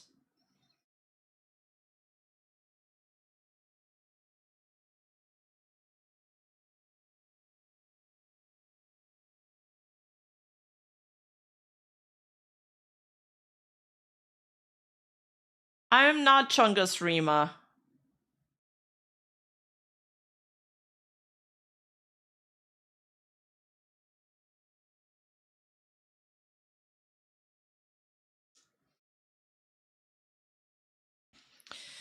Anyway, but that's the other people that are like, okay, so this artist tweeted, I don't care anymore, and this is their VGen TOS. And they're like, I won't draw a thing that doesn't align with my politics and personal belief. Example, right-wing political message, hate speech, etc. And then they put in bold, straight, head for head, male/F couples. So I guess that's male to female couples.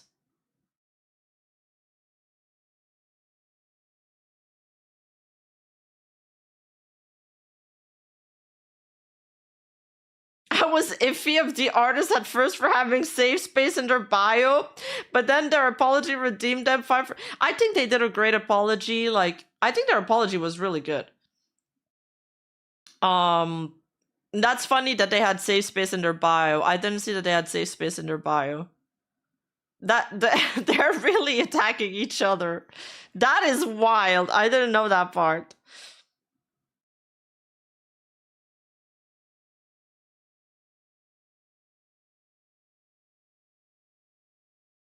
Okay, wait, I have another link. This is from another artist. Well, it's a reply to this saying, the way I planned something similar to this to make my TOS when I open comms, a 25% increased price for straight couples and 50% discount for Yuri.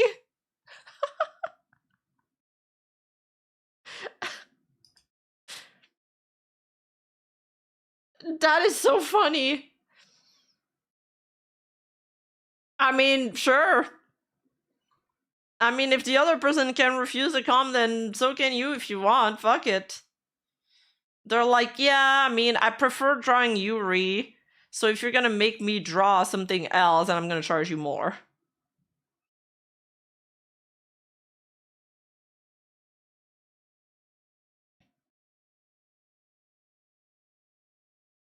There's nothing wrong with refusing business. Well, in America, refusing a service to a protected group is not allowed, I believe, like a default service.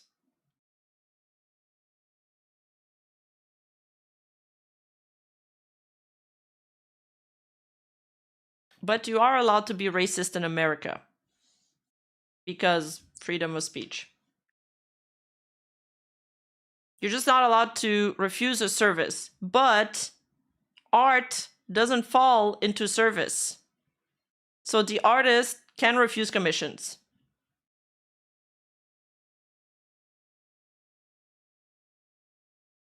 No.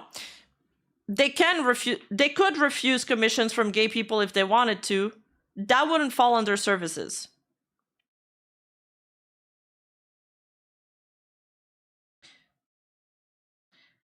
Again, yeah, that's just in the United States. So if the artist is from Indonesia, this is not even relevant.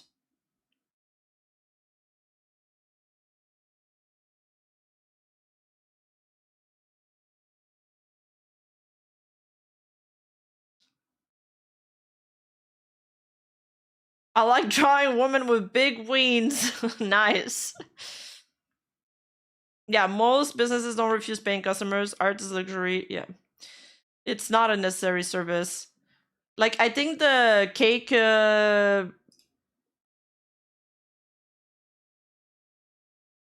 Oh.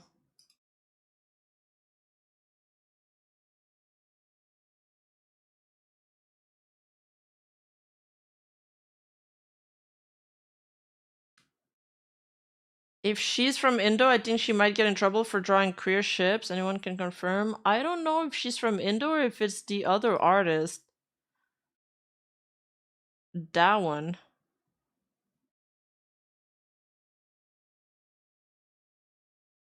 Wait, this one says that she's a avid writer and lesbian Yumi Joshi. What does that mean again, Yumi?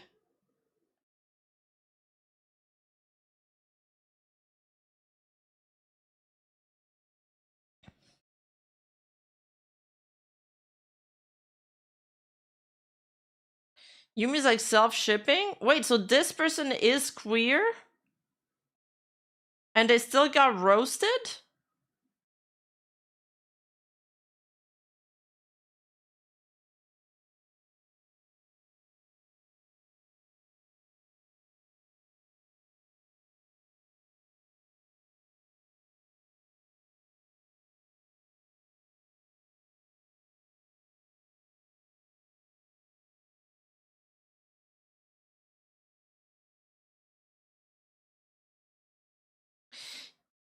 Oh, okay, art commissions would be a service. You just can't deny someone on the basis of their identity if it's a protected class. But you can't be compelled to say or express something.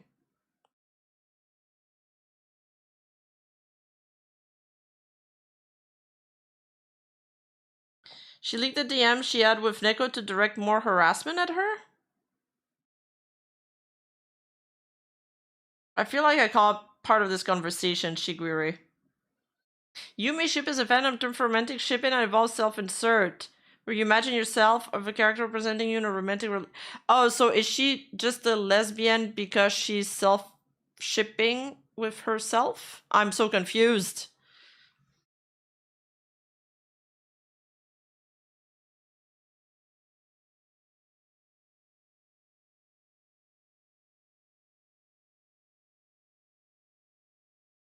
Anyway, I'm kind of with Master N here. Like, personally, the way I see it is if a business is discriminating against you just because you're gay or something, it could be anything, that's true. Go take your money to someone more deserving. Boycotts like that are a better method. Yeah, like, it's like when you get refused service in Japan because you're a gaijin. You're like, okay, I'm just gonna go somewhere else.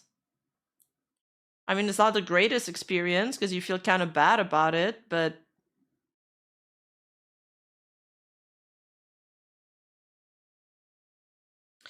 There's a difference between refusing commission to someone because they're gay and refusing commission because you don't want to draw gay stuff. I agree. That's an important distinction, Sean. That's well said.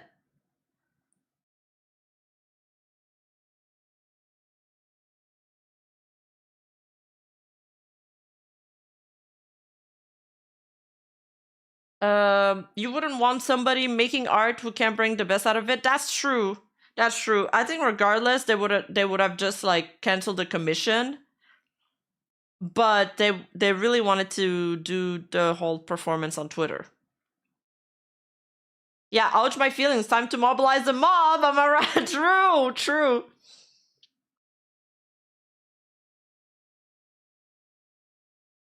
But this is what I'm saying. Like, most artists state what they're comfortable drawing in their bios. That's the thing, right? That's what I'm saying, is that usually all of these people would be on the side of the artist.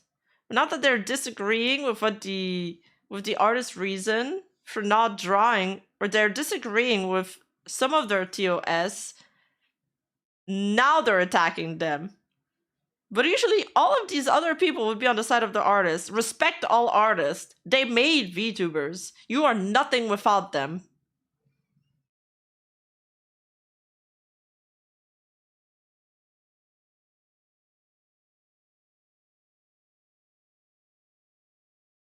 Why would you want to force someone to draw something they don't want to? Yeah, exactly. I mean, they're not forcing them because they're canceling the commission, but they are somewhat influencing them into changing their TOS by mobilizing people on Twitter and kind of doing like the strong arming strat. Like the peer pressure strat. At the end of the day, it is still the right of the business owner to grant or refuse service for any reason. To deny this right is effectively to enslave the owner to the other person.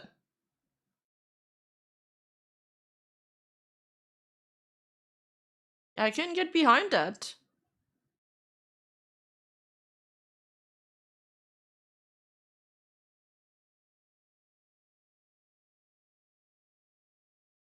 But that's depend on the basis of their protected class, but only in America. In the US at least.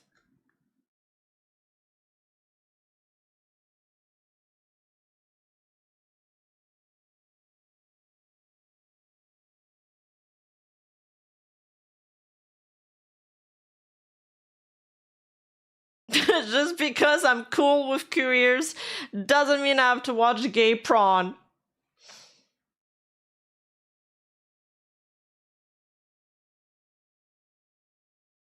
What does compelled speech mean?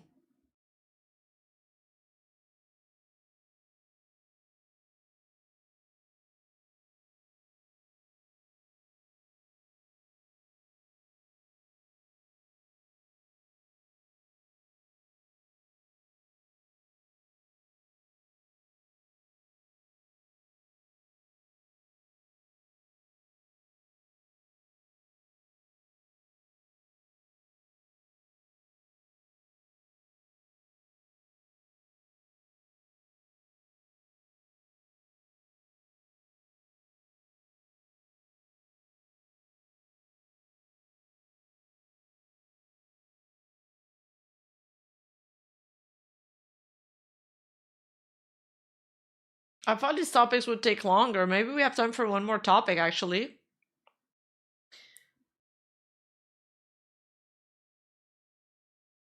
Oh,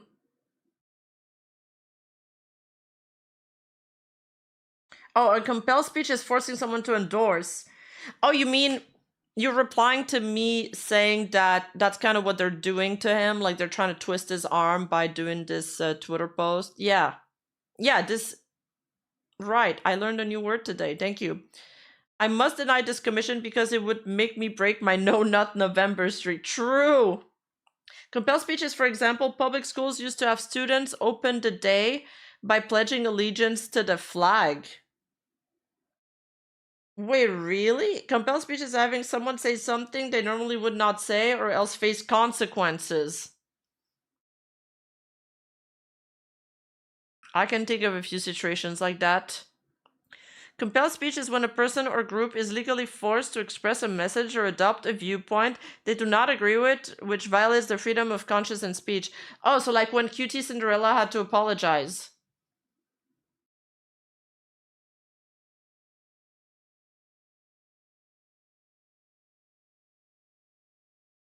No, that's literally the QT Cinderella thing. Audience capture.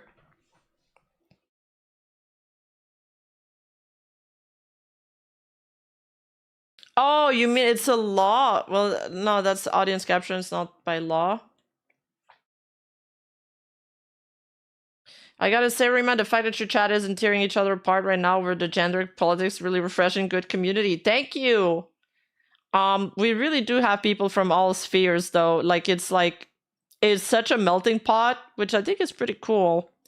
And I think we got rid of most of the troublemakers by now.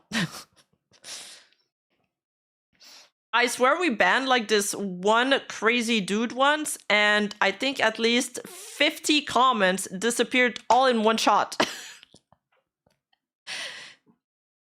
The terminally online have been cleared. The jobless people have been cleared.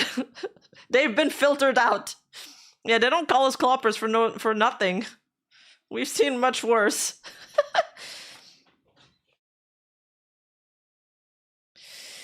Well, that's the other thing that I think you weren't there, Cass, when I was saying that, but I was like, there's a lot of artists that are just like, well, I don't draw boys, I don't draw girls, I don't draw furries, I don't draw mecha, but it's not because they're mecha-phobic, or furry-phobic, or misandrous or misogynistic. They're just like, I'm not comfortable drawing it because I don't have a lot of experience in it. It could be as simple as that. You're a little bit problematic, in the way Sanji is from One Piece.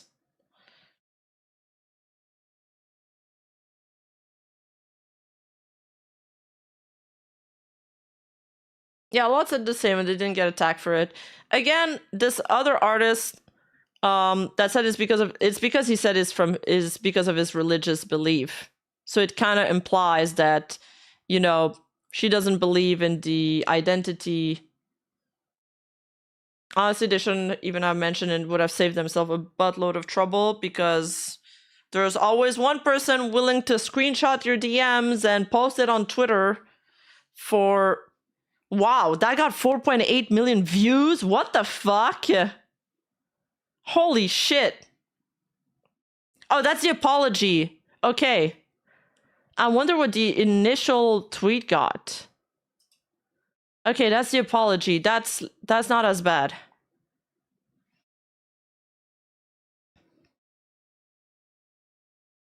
I just popped in to ask that everyone support Risu in this hard time. We really hope that Risu gets her channel back.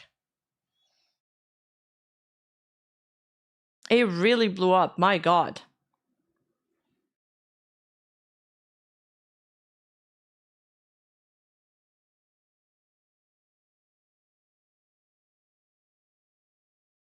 Religion is also a protected class? Bro, I don't know enough about American law, TBH.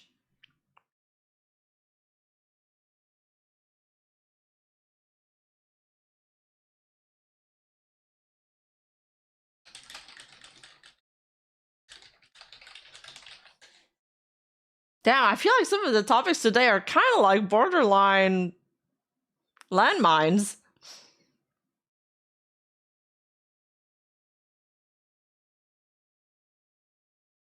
But fuck it, I'm jumping right into another one. This is no joke. I read a little bit of it, and it's the funniest. It's the funniest fucking catfight I've ever seen between two creators.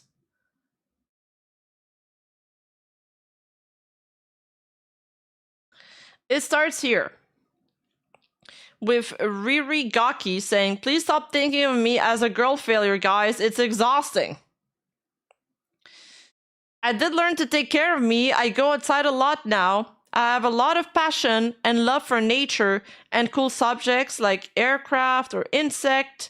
I really like myself and take care of me. I did reduce my alcohol drinking to 0. I'm fucking proud to be alive, and my depression is going away. Please understand that and stop seeing me as a 4chan weirdo or a girl who is mentally ill and drama post / talk about political toxic subject obsessed with skin color or Nazi jokes. It makes me really sad. I'm getting better and becoming a cool person now that my life is comfy. Yes, I like edgy humor. I don't care about you. Okay, this is the crazy line. It's already.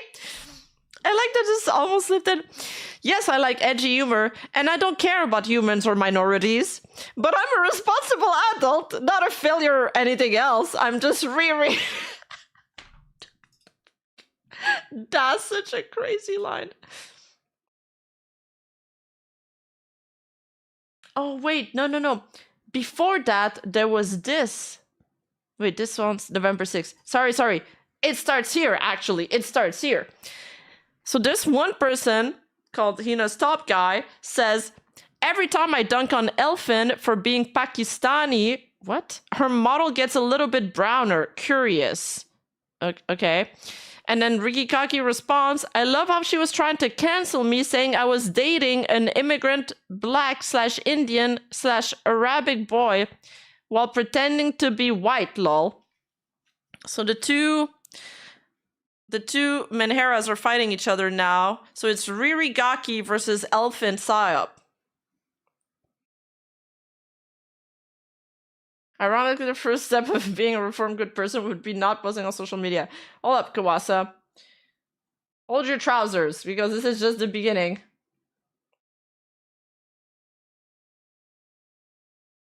Okay, I gotta go through my bookmarks because I didn't plan to cover this because I didn't think we'd have time. But I did have a good laugh reading about it. So I want you guys to laugh too. It's such a crazy fucking thing.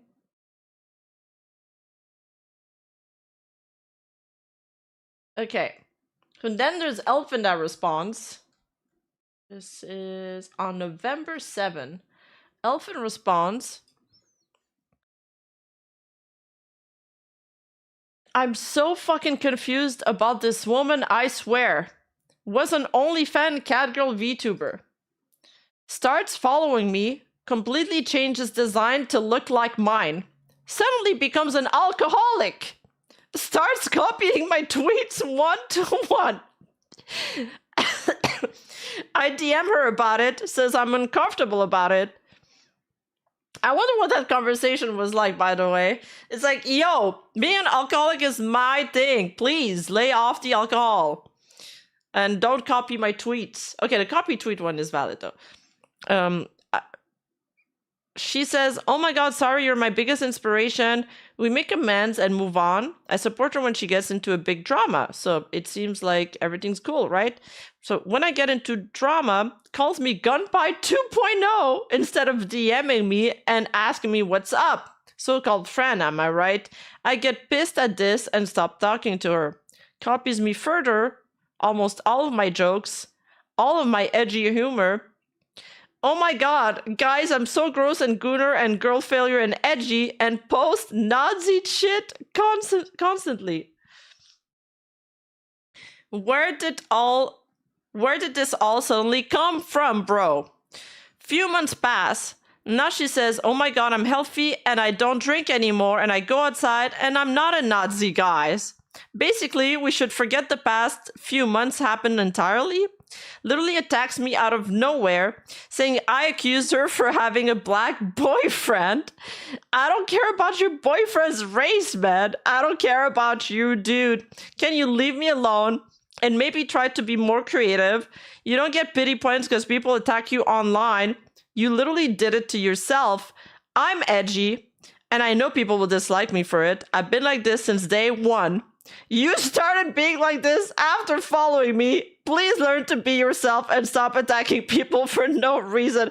I like that they're fighting over who's the real Nazi. What the fuck is this? What is going on? They're like, no, I'm the one doing the Nazi jokes. Lay off the Nazi jokes, please. This is ridiculous.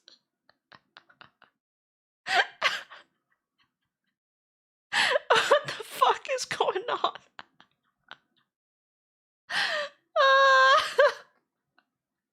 I don't know what's going on. I don't know anymore. Wait, there was more, I think. There was... I can't stop laughing.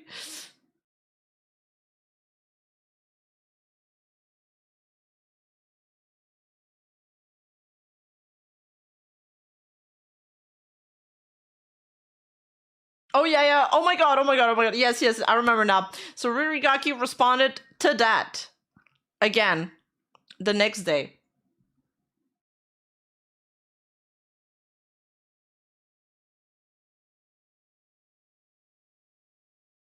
But also there was that one tweet where one of them was like, no, believe me, I'm the real, like...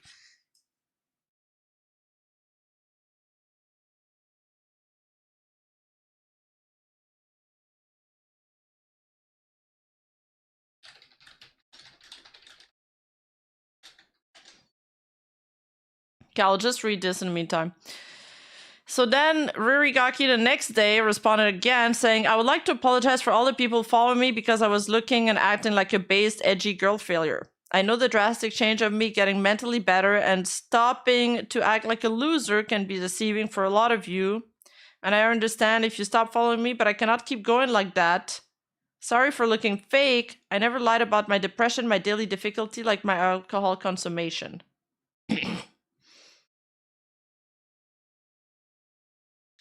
Secondly, I would like to apologize to Elephant Psyop. I have her blocked because I don't want toxicity on my feed. I don't appreciate her as a person, but I feel it's important to talk about that. I found Elephant's content when I was at my lowest after all the harassment from the French community, and instead of being a better person or learning to love myself, I ended up stealing and copying some of her gimmick, like she called it. This is not correct and not what a content creator should do. I did tweet like her and used to do the same content on Twitter as her to be accepted and seen by people having a cool humor. Things that do not exist in France. I'm not proud of that, and I would like to have learned sooner that I should just be myself instead of wanting some attention on the internet while copying somebody's gimmick. I'm sorry, Elephant, for all that and for not talking gently about you publicly after having your help. I hope one day you have the chance to get better and go away from all the toxicity that Twitter and other social media are spreading. I understand that you see me as a LARPer or a grifter, but my political beliefs were never fake. I live in a dangerous country because of immigration and multiple other things. I just ended up basing my content only on that and edgy jokes to pander to these type of people when I am in fact just a normal autistic woman who just wants to share her hobbies. I'm not gonna lie, but I see myself as a LARPer. I like that.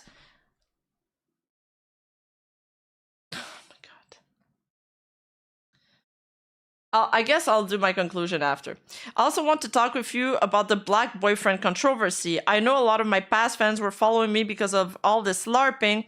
I understand your sadness when you learn about the VTuber that you considered as based, having a what you thought was a black immigrant boyfriend. I don't like saying that, but dating an immigrant for black male is not something I would be able to do.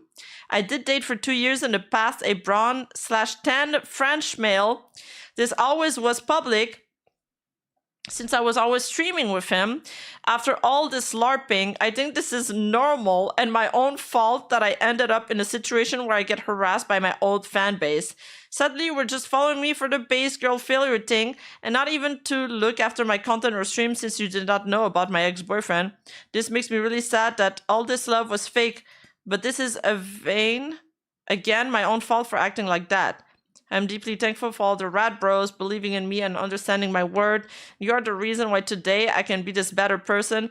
Thanks, all the people who still love me and not just toxic past. I love you. So at first, when these people got into the scene, I thought people were being unfair to them or framing them unfairly and things like that.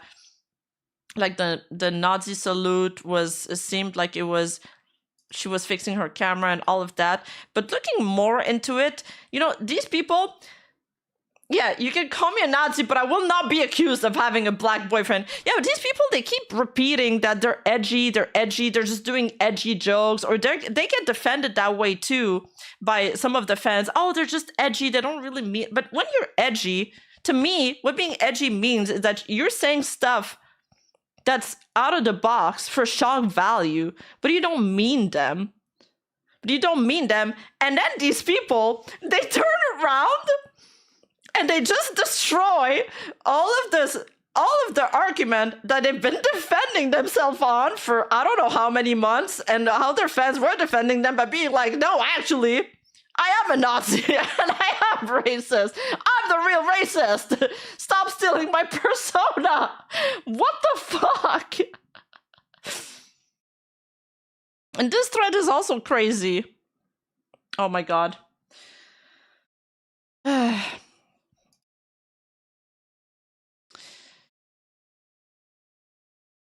There's this, oh yes, it's that Miku person. Wasn't this person controversial? I didn't cover this thing. I steered away from it because I was like, this is too deep. Yeah, so that person came back too.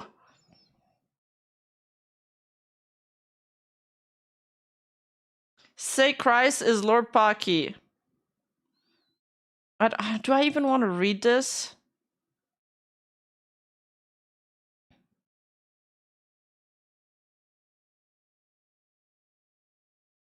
Christ is Lord, and you are a Jewish man who try to catfish people for monetary gain. Stop using my religion as a costume is disgusting. Also, what a weird thing to use Paki as a pseudo insult. Jesus loves Paki with all his heart. This is the gayest interaction on earth. The Lord in question. I can tell if you're shitposting or being serious about this. Like, if you want her to convert, it's best to pray for her than to force her. What are your thoughts about common Christians, not the angry schizo on the internet or the clergy, just common lay people? She says, I prefer them. Okay, at least there's that. Oh my god. Oh god. I wouldn't be caught dead with one of those. Yeah, I need to stop scrolling.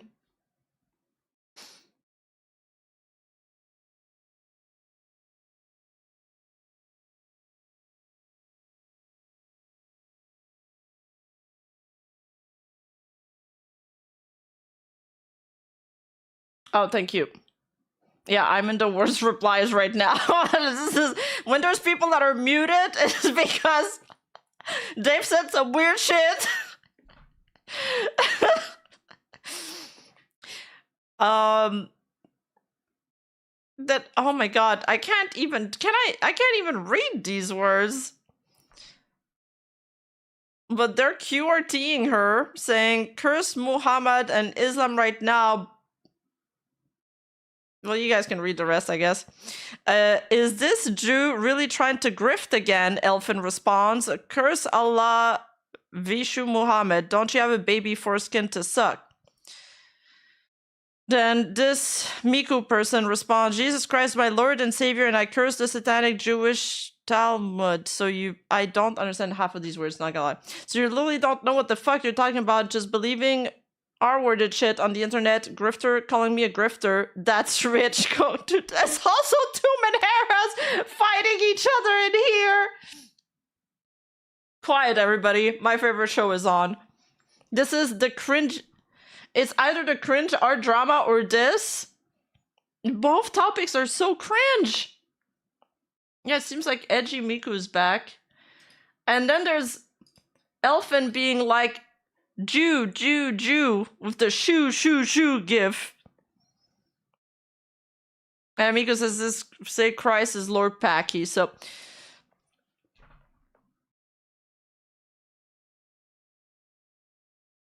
Elfin insulting Miku for being a Jew, paired with the other, fuck, where is it? the other post where she's like, she's copying my Nazi jokes.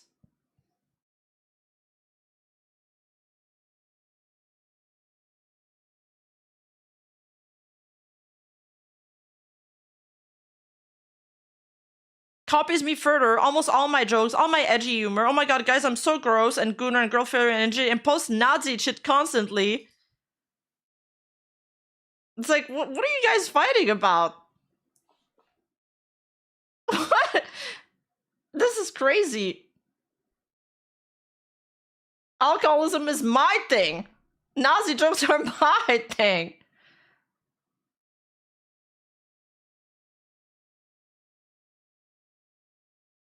Except that she's insulting somebody else for being a Jew. Sus.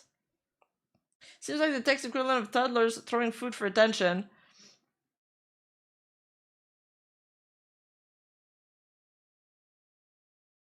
I don't... Anyway. It's kind of the kind of stuff that you just pull out the popcorn and watch, you know? And, I feel like out of the two, maybe, I think Ririgaki comes out a little bit more... She almost came out a little bit more composed in half of this tweet, but then it veered into the black boyfriend thing.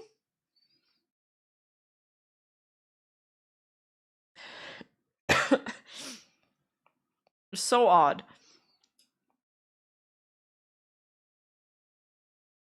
I don't like saying that, but dating an immigrant or black male is not something I would be able to do.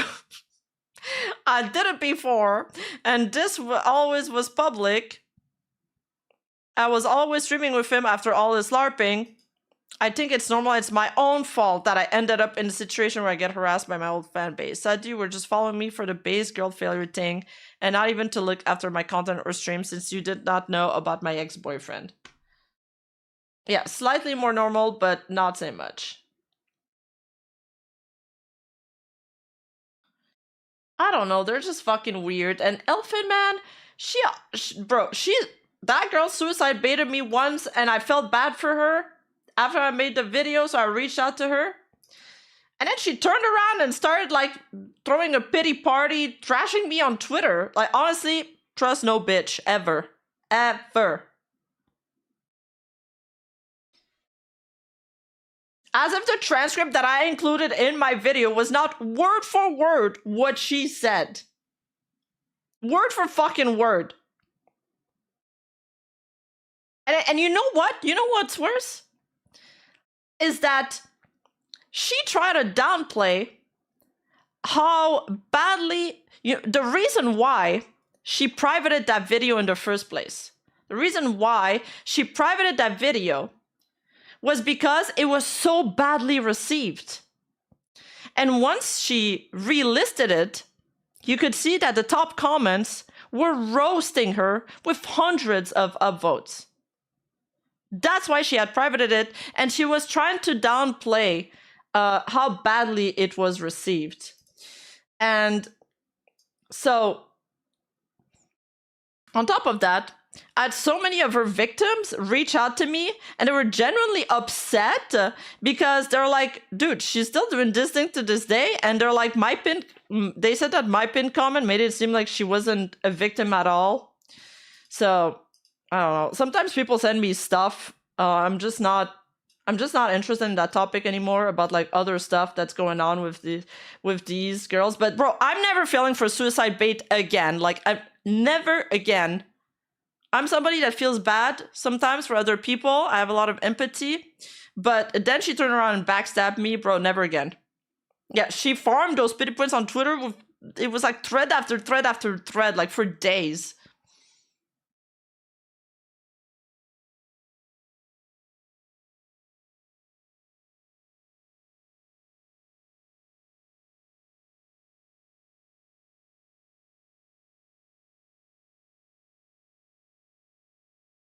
Other people saying you took Birdside when you repeatedly call them out for being creep. No, dude, they didn't understand anything that was going on. Like they had no clue what was going on with the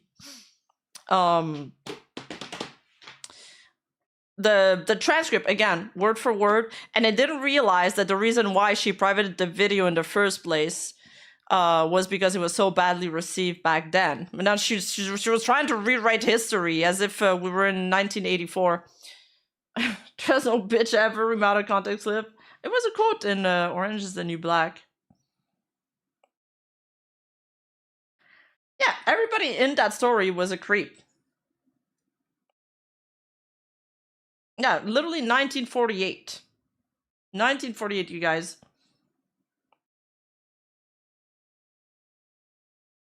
But also the reason back then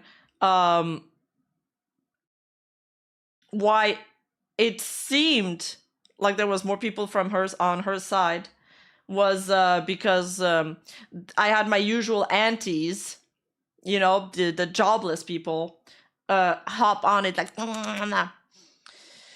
the like little drooling hamsters.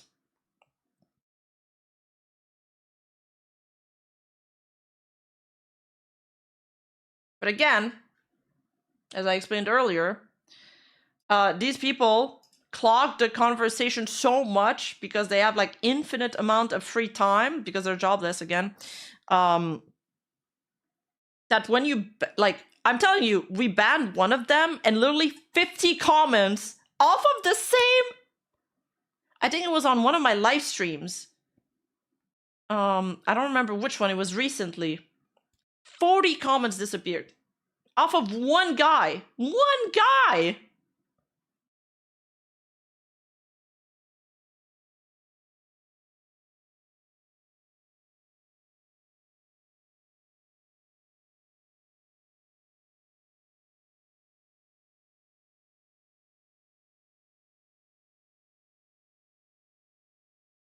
Yeah, want to see a magic trick?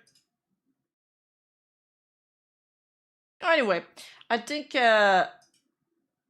me being baited and feeling a little bit I wanted to be nice. And I learned my lesson.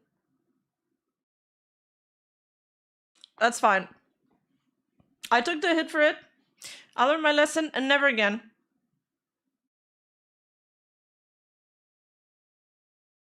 But again,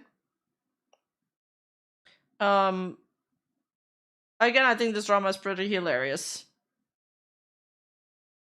And when I looked at these girls, I was like, oh, okay, maybe they are just doing edgy humor.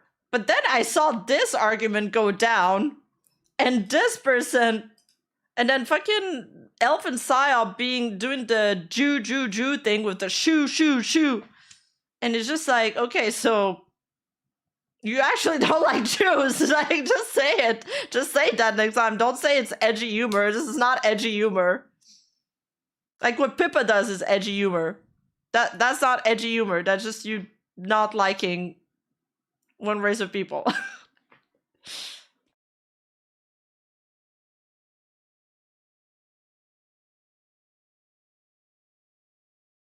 And before this gets taken out of context, Rima, she won't care anymore if someone comes to her talking about wanting to end themselves. It's not, no. If somebody comes to me wanting to end themselves, of course I'm gonna care. I'm just saying, for the people that used this tactic for manipulation, I'm not gonna fall for it. Because it's a pattern, and you're feeding into their loop. When you feed into their loop, that also doesn't help them because they keep doing it.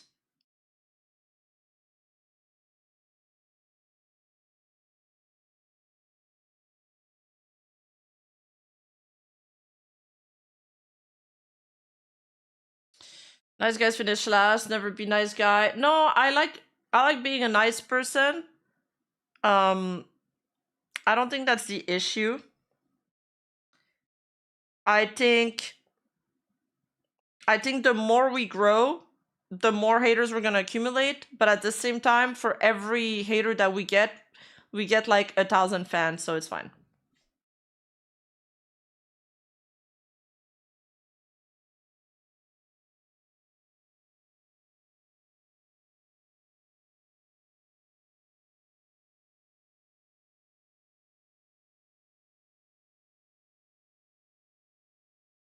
You know, it's like what Miskiff was doing to Emeru when he was doing the, you know, the whole like, oh, I'm gonna KMS if you don't respond to me.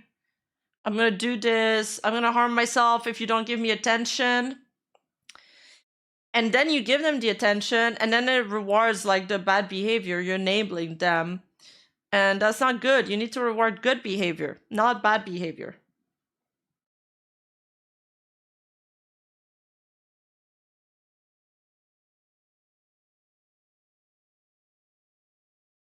I simply don't understand people who have so much free time that they can actively follow creators that they hate. I don't have time for all the ones I like. Oh yeah, we have people clipping our stream and stuff and actively watching them. It's crazy because I've had some really long streams. I'm like, wow, you guys have a lot of free time.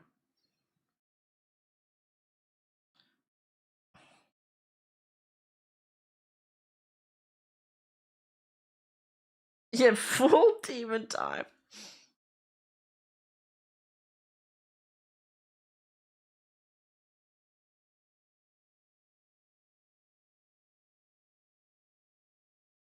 Well, yeah, me too, Fleming. Usually I'm skeptical of other people calling others Nazi. Yeah, me too. I think we all were. I think we all were. I'm not saying they are. They're saying they are.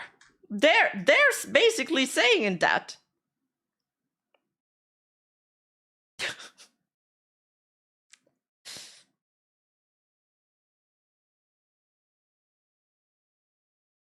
They call Nux Nazi and he's Jewish. That's crazy. Some people generally think that PewDiePie is a Nazi still. Yeah. This is why you shouldn't dilute the term.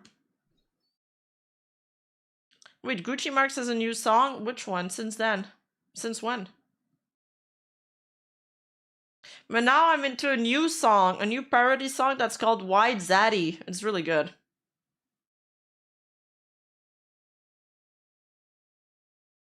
Full Demon Time song? Let me see.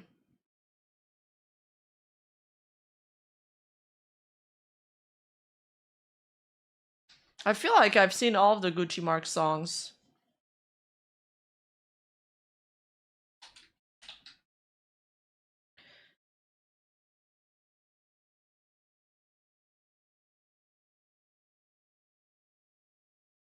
Yeah, I know.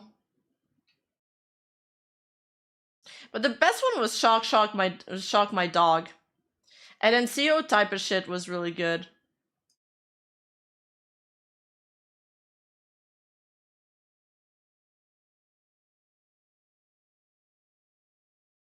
Calling random people Nazis one day with the notification of Twitter is real. Yeah. No, that's true. Some people have been going full mask off. Some people are actually using like edgy humor. And some people, I feel like they're using that to hide behind the fact that they're like actually do have some prejudice. And that's kind of weird. That's like not funny. At least to me. Can I listen to to this song without getting copyrighted?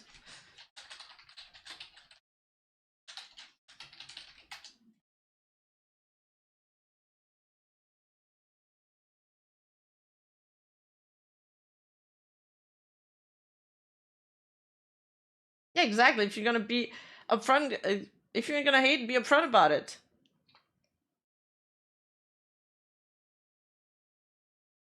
Yeah, Demon Time has the I'm so gay part. Bye bye, Kenzie. Night night.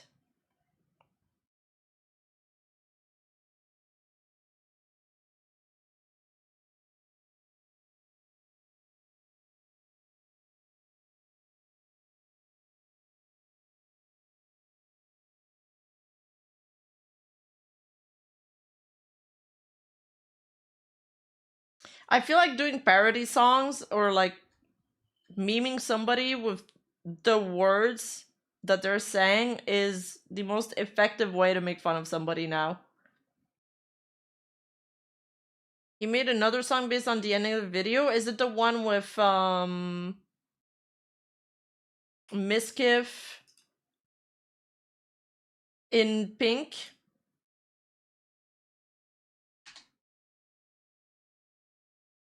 Oh, what the fuck?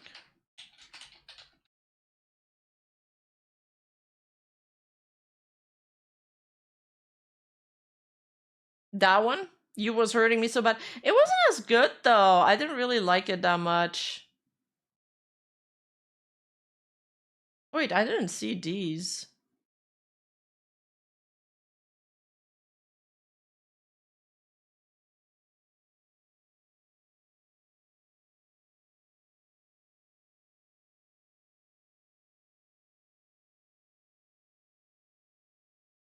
Play Shock My Dog again. Shock my dog, I can't stand. Gucci Marks generated this shit. Yeah, shock my dog, I can't stop. Yeah, shock my dog until she drops. 2000 It's volts so rated good. Cause my dog can't stay in her spot. Yeah, got this Yeah, remote 2 on me like mil. in my Glock. If Kaya tried to move, she had a love. She better know I don't give a fuck. She's getting off her place, she's getting strong. Gotta stay in that place for 8 hours. The yell. She getting up, I can't allow her. She my Palestine, I got the power. I'm in my electric ivory tower. Why she act like such a baby? When I shock her, she go crazy. Making me look bad on the screen. Gonna hit her with my power beam. I don't know why that stupid dodgy up. Dude. Tuning the yelps. Tuning the yelps to fucking the Hassan to the beat is fucking diabolical. It's diabolical. You outed yourself as Hassan? Me? How? Oh, welcome, raiders. Who raided me? Eva. Hello, Eva. I hope you had a great stream. What's up? What's up? What's up? Not to call for help. Shock. We're just listening to Shock. I do some shit that would get me banned. Don't you know how much money I spend? That dog costs more than your mama ran. I got the most expensive breed. You know that's the one I need. Oh, you gotta turn off closed caption. That stupid dog is so spoiled. Yeah, one more time she getting boiled. Moving with my dog to China. No, the video's good. What do you mean? Dude, the last few lyrics are crazy. I'm moving to China. I'll eat her up. Goodbye to Kaya. It's crazy. Like, the lyrics are funny. But yeah, this is me reacting to Twitter drama lately. Okay, I'll play the biscuit video after. Oh my god, I'm going to lose. I love this clip so much. Please, Pete, I need this. My mom is kind His of homeless. face. I live with my dad. I want to help her out. Dude, I'm watching the stream while you try not to laugh, bro. That's disrespectful, bro. Dude, he's got the face of complete serenity here. He's attained nirvana. What's wrong with you, bro? Stop laughing, bro. Look at you smiling, bro. You disrespectful as bro. You don't like your fans? Why are you laughing at your fans, bro? Nah, real disrespectful as bro. I'm not after dude. He was beating them. Dude, it's been a year and it's still as funny. Yeah, the smoke detector is a cherry on top. I know. I've always seen this clip as a reaction gif, right? But I've never watched a full clip until yesterday. It's so funny because he's about to beat them, and then the other guy starts crying. And then, I live with my dad. and then he just gives up. Speed, I'm watching the stream while you try not to laugh, bro. That's disrespectful, bro. What's wrong with you, bro? Stop it, bro. So good. Look at you smiling, bro. You disrespectful as bro. You don't like your fans? You don't like your fans? He's Why such you laughing at your content. fans, bro? Nah, I'm real disrespectful as bro. I'm not fucking Speed. I see you smiling, bro. Yo, it's inner peace. It's actually inner peace. Ah. Oh my god, dude. Do nothing with no, he lost. He ends up losing. But he's there for the like he's so good at making content. The ceiling chirp just brings it all together. Okay, you guys wanted to see the new Hassan song. It's like a little like, how do you call that kind of song? I don't really like that type so much.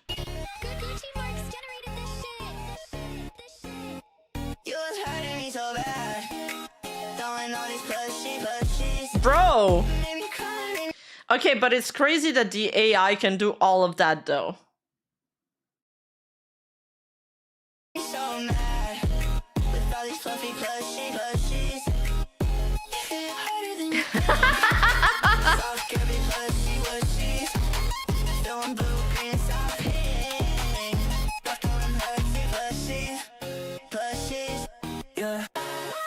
I manipulated you for years, cause you threw those plushy bears. Those are dangerous, wrong and vital. So I tried to take away your smile.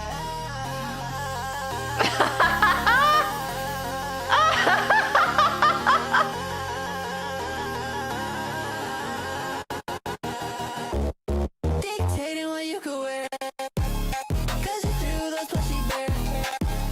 Decided who you hang out with, blackmailing you with rabbits. You getting higher viewership, punched the wall and threw a fit. If I knew you passed my shit, wasn't gonna let you in.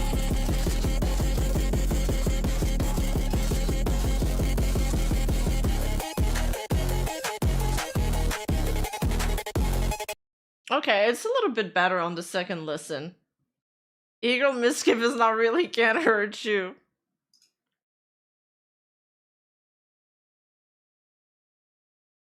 I can't wait till more information comes out on that whole Mischief thing, because he's going nuclear and he's like suing them. And he's suing Mythic too, by the way. The agency, I mean, and he's suing OTK. He's suing Asmongold. It was such a mistake to bring Asmongold into the lawsuit. Yeah, it's time to go demon time. Because Asmongold is a like a multimillionaire, and he like doesn't spend any of his money. So he's got all of this income he can just dump on the lawsuit. Dude was even telling victims that if they don't have a lot of money and they want to come out and they're afraid of legal repercussions, that he would back them up. Yes, I want more Mischief Dumpster Fire. Oh, me. Quiet, everybody. My favorite show is on. I need a popcorn toggle.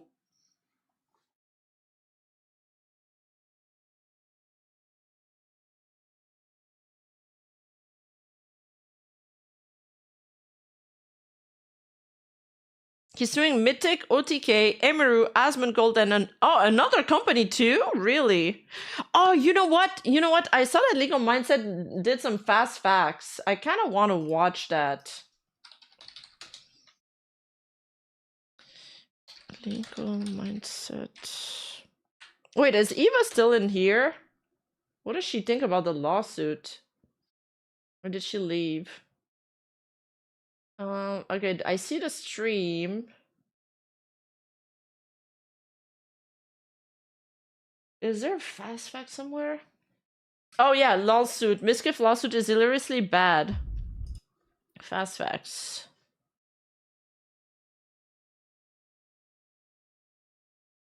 Oh, hi, Jobless Toast. Turkey Tom did a video on Miskiff. How come I'm not getting Turkey Tom videos on my feed anymore? It's been so long.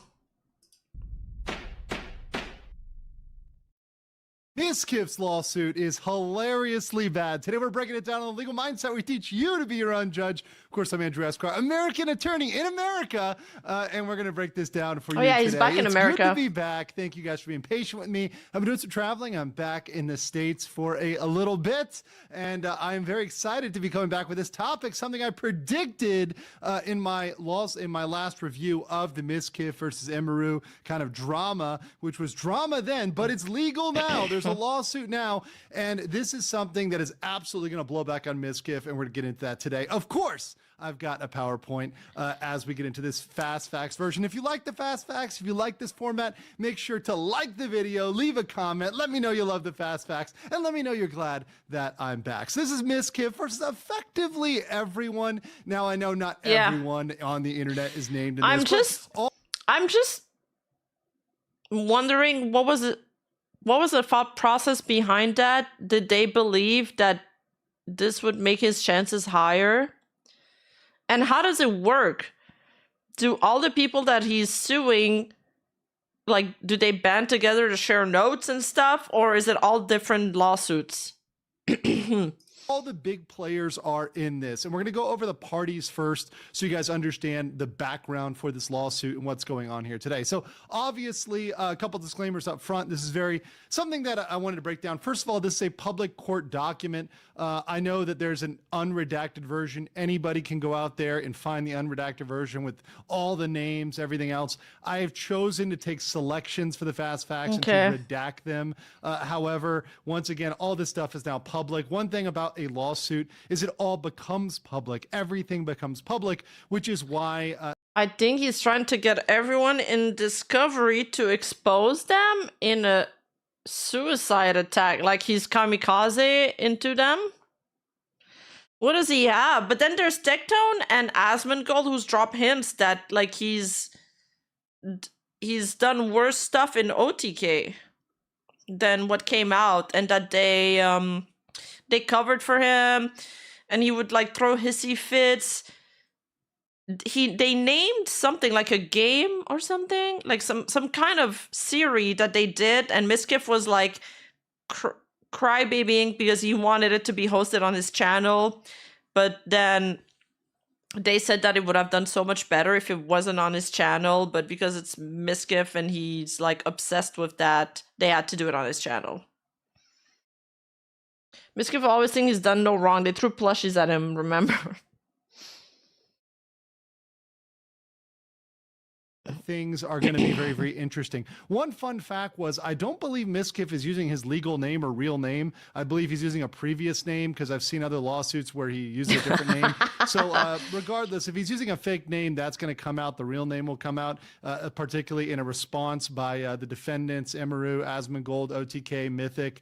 That's going to come out. One of the big thing is I am obviously represented by Mythic, but I do not represent or speak for Mythic. I'm not their lawyer. I'm not their representative. I don't speak for Asmongold, Emeru, anybody else, OTK. I'm speaking for myself. And one of the things that I do appreciate, and I want to give a little bit of thanks to Mythic on this, is I actually had this conversation with them before I ended up signing with them, saying, hey, look, if anything comes out involving a lawsuit, I'm going to cover it. Now, I'm going to do it, as I always do, neutrally, based on the facts, based on the law, telling you the way it is or the way it isn't.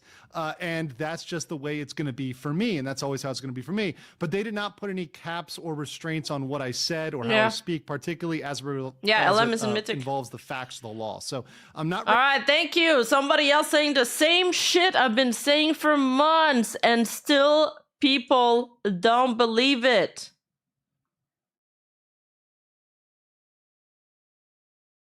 You can say whatever the fuck you want about Mythic or other talents.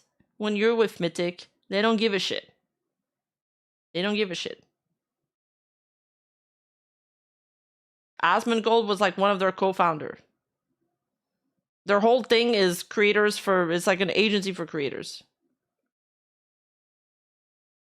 Representing anybody and just throwing it out there. The last thing is... I mean, me and LM have been co-workers since last year. Basically, we're colleagues, not because we're in Mythic.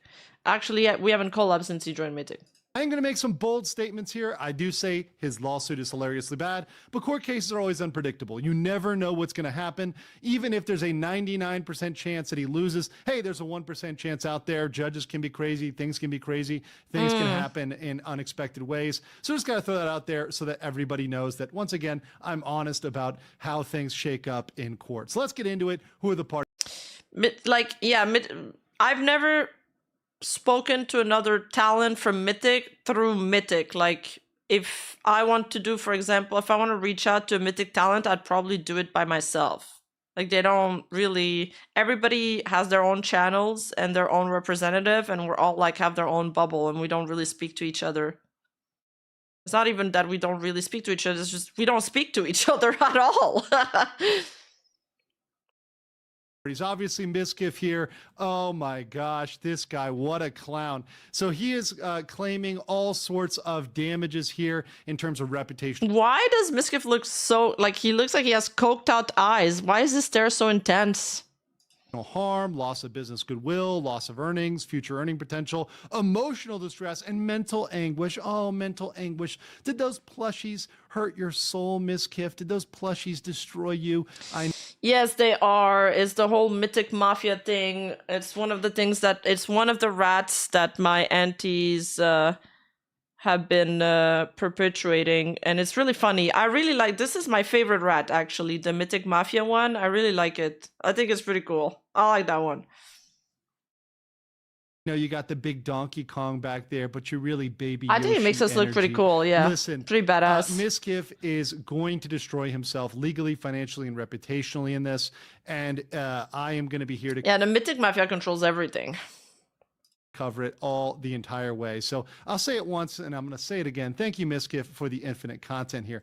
Obviously, you have Emiru, Emmy here.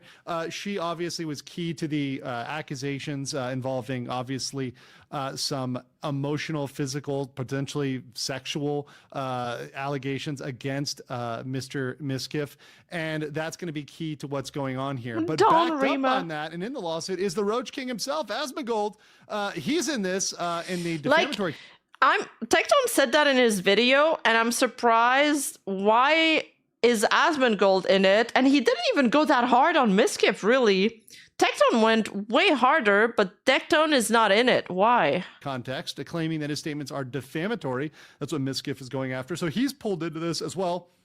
And mind you, both Emmy and Asmongold would be key to the discovery here, and both of them would be deposed, which means they're going to get questioned, and all those things, including all those things Asmongold said he kind of doesn't want to talk about yet. Yeah, he's going to have to talk about those eventually when he's asked questions by his lawyers and by Miskiff's lawyers. So all those stories and all those things he says he has are going to come out. Now, he may not want to tell them right away, and I respect his decision. Obviously, he's a thoughtful guy, and he's thinking about this carefully. But all those things are going to come out as he is now a named defendant.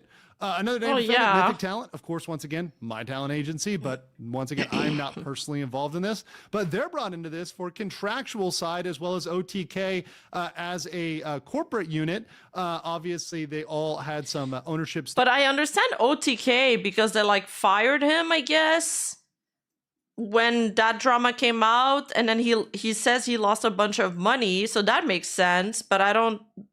What's the thing with Minute? I'm curious. Stakes in this. They all had a share in this. So obviously, depriving Miskiff of his shares is one of the claims at stake here. So let's get into this lawsuit. So first, we have breach of contract. Now, this is the strongest possible claim. Now, why do I say strongest possible? Because we don't have the entire contract. Now, I can speculate on what that is based on, number one, my experience with these types of contracts, and number two, having written some types of contracts like this myself. As you guys may or may not know, I'm a corporate lawyer. I have reviewed a lot of corporate agreements.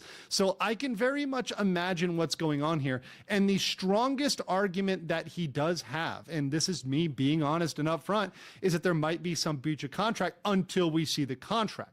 My argument here in my kind of thoughts for OTK in general would be release the contract. It's going to come out. Oh, that's true. Miskiff already had prior warning from OTK according to the letter he revealed publicly. That does ring a bell to me too. I feel like I read that somewhere. As part of discovery, it's going to come out Bye as part of this process. Halraf. So one thing I would want to see, and once again, they can release this privately, publicly, whatever, it's going to come out as part of the lawsuit, is to get this particular agreement. So what is he saying? He's saying that, hey, they ousted him from ownership without breach or default. And now what that is saying is he had no notice, he had no reason to know he was going to be kicked out of OTK. Well, by his own admission and by the filing of the letter, which they previously sent him, in fact, he was on notice. He already had a strike. They could have removed him for just that, but they decided not to. So this, to me, despite being his strongest possible claim, is fundamentally flawed by his own evidence, by the evidence that he's submitted himself. So saying that he's divested with no breach or notice is, in fact, countered by what he submitted, which we'll look at later. The next count is defamation. Now, this one is one you guys can obviously are familiar with. We've covered a lot of defamation cases on my channel. So he's saying that essentially the two main defendants, which are essentially Emeru and Asmongold, have defamed him with untrue statements, et cetera, and have published these to millions and millions of people. Now, the big problem with defamation is that you're going to need to prove it at the actual malice phase. And actual malice means that they actually had a high standard of malice against you, not just they said something that they were mistaken about, but they knew it was wrong and they had actual malice. That's going to be hard. Like they knew it was a lie and they still lied about it. So that would be defamation, is what he's saying. The last one, count 3, is declaratory judgment against OTK, Mythic, and King, which essentially is saying, hey, look, these guys breached their agreements, breached their bonds that they had over the management fees. So these management fees were not owed, and these were unlawful. So that's a breach there to divest the plaintiff Miskiff of his interest in the company. So those are the three main claims there. So my analysis of those three claims is that the breach of contract is once again the strongest, but it's entirely based on the contract. The letter from OTK hurts Miskiff's case. That's going to absolutely damage him and damage. That's what chat said. Yeah. Wait, the defamation is the most idiotic claim? His ability to go forward on this. Defamation is the most idiotic. Why is it the most idiotic? Because it opens up discovery. Discovery. Discovery means every single email, Discord message, WhatsApp, text message, anything, Signal, whatever else is out there, all of that is going to come out against Miskiff.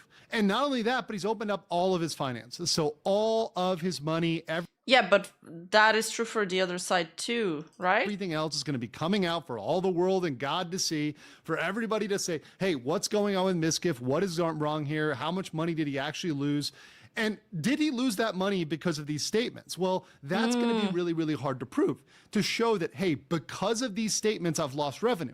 How about you've been losing revenue because you've been, well, sucking lately, bro, right? You've been on a downtrend. You've been on a spiral. You've always been having trouble with views, having trouble with numbers. Everybody's numbers are down. So how are you hurt specifically? So he needs to prove that there's a direct correlation behind his loss of earning significant sums and the statements that Asmongold and Imru said. Am I following this clearly? And how are you going to prove that this is, once again, actual malice? This is something where they knew what they were saying was false and they said it maliciously. I think that is something he's just not going to get to. And beyond that, there's seems to be proof and seems to be enough evidence that a lot of what was said was the tip of the iceberg. In fact, there's much more that people don't know about Miskiff that's going to come out. So all those naughty stories from those parties that he went to, once again, parties that content creators should be well advised to be very, very careful at, because these things can come back and bite you. So all of that's going to come out. All of his bad shenanigans at parties, all of his behavior, all of his conduct, that's going to come out. So all of that is going to weigh against them actually actively lying in a malicious way. The last is declaratory judgment, which I think is based upon the contract. Once again, the OTK letter, I think, hurts Miskiff here. But if the contract is pretty clear with giving them ability to breach, which once again common corporate language, common corporate contracts. Any corporate lawyer would know this, like myself, anybody else. There are reputational clauses. If you hurt the reputation of a company, they can terminate you. Yeah. That's been a thing forever. That's always been a thing. So, bro, you guys should see the reputational clause in Korea. God damn, they're sharks. The fact that he thinks he can get away with that, the fact he thinks that, hey, that reputation doesn't matter for a company. No, that's very, very standard. That's very, very ad forma or pro forma, sorry. It's something that every company is going to want to get rid of somebody. In Korea, I covered this one story where the girl got into a car accident while she was drunk driving.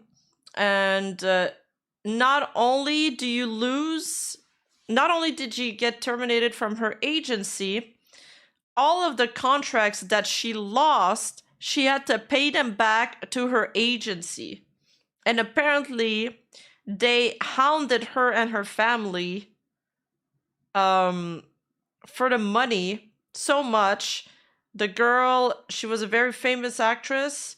She had to go work in a like cafe and give like private acting classes to try to pay her bills. It ended up in her taking out her life. Very unfortunate situation.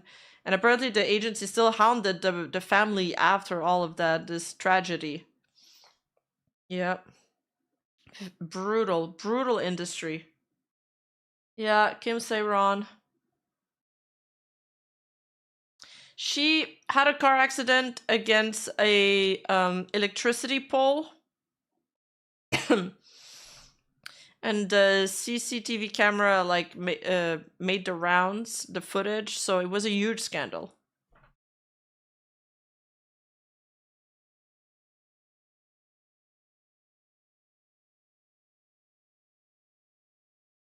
Yeah, I can understand. This is not just the adult company for corporate and career, but any big company in general. They make you pay for all the potential like roles that you lost. Wait, so I don't think so. Like, let's say, do you guys remember when Kate Moss, there was a Kate Moss was like landing all these fashion campaigns. And then she got caught doing like, I don't know, like 30 lines of cocaine, something crazy. And she lost all of these campaigns, all of these contracts. I don't think she had to pay a fee for every single one of these contracts. She would have been ruined. Like, she would have not just been ruined, she would have been in the red. They just sent her to rehab, and they're like, oh, we're not working with you anymore. You get paid for what you did, bye-bye.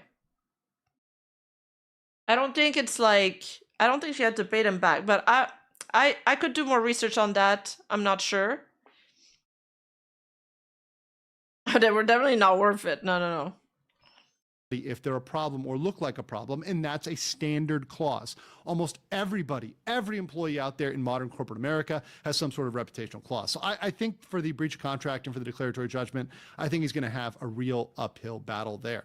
And let's look at the letter here. This is very interesting. So this is something that was also included. He submitted this. Miskiff submitted this, that he had a notice on or about November 6, 2023, that he, from OTK, there was a notice of termination and repurchase. So he was already on notice. So trying to say that he had no notice literally goes against the own evidence that he submitted. I don't understand how stupid you can be and how hilariously dumb you can be to say, hey, I had no notice except for this letter where they already put me on notice for multiple instances. Let's read the language here.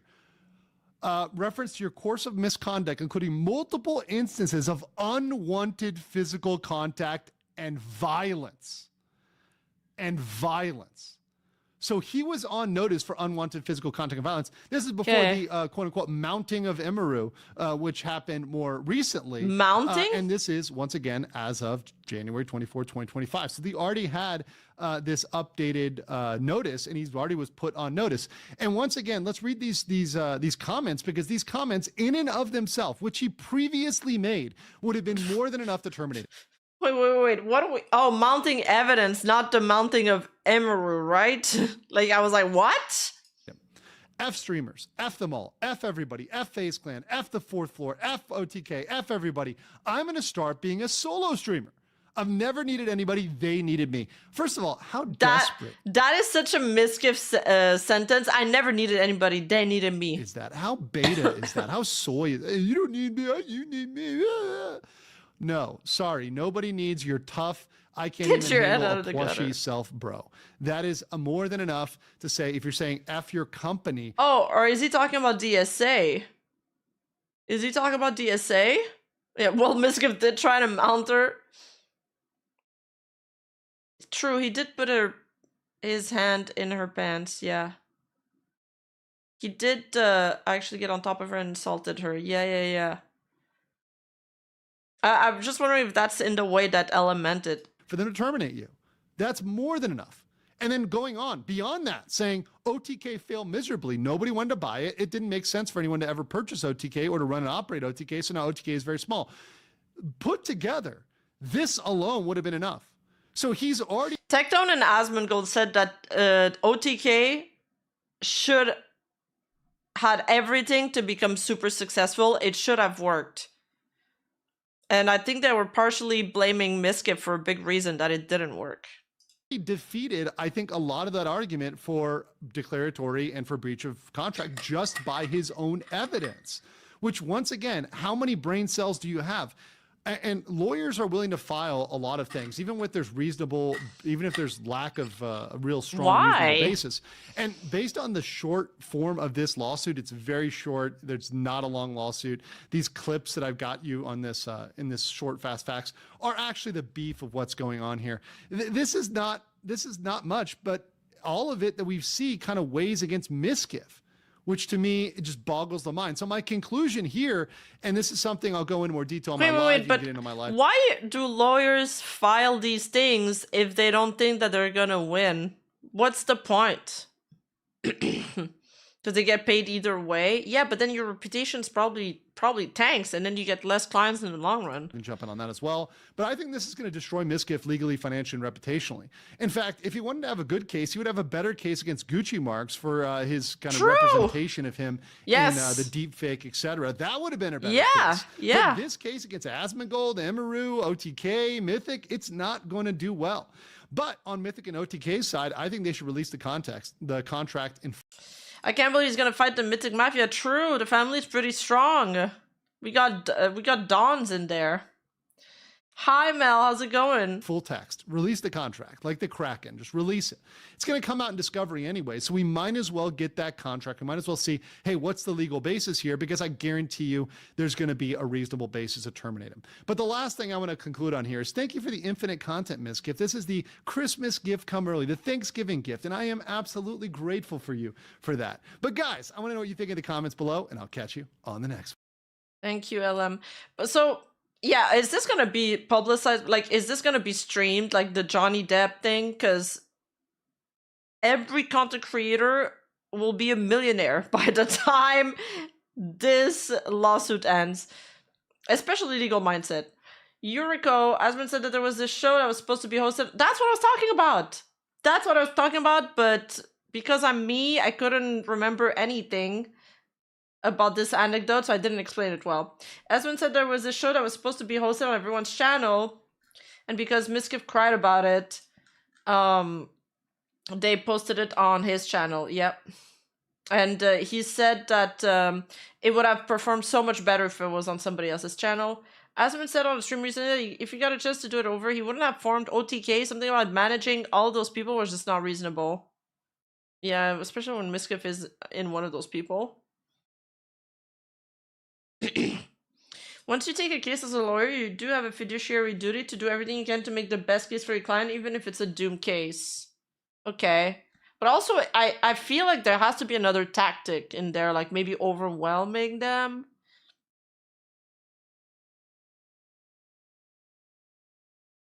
Oh, the details will come out, but it's not going to be a live feed. Oh.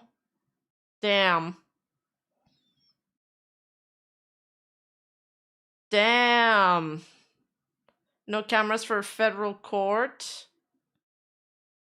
Wait.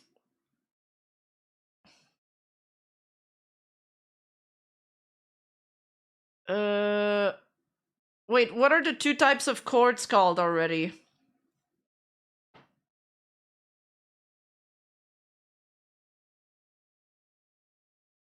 I thought if it was a civil case, then they could film it, and if it was like a countrywide thing, then they won't film it.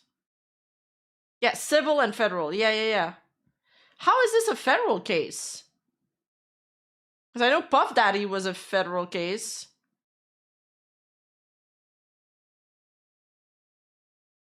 And that's why the P. Diddy thing wasn't filmed.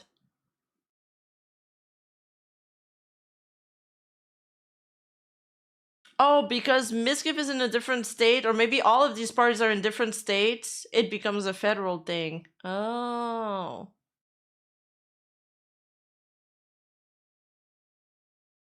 There's 2 main court system, a federal court system, and a state court system for a total of 51 systems. Dude, you guys have so many states. We only have like... Actually, I don't remember how many Canada has, but like honestly, you just need to remember 2 of them. 3 of them. Okay, my bad.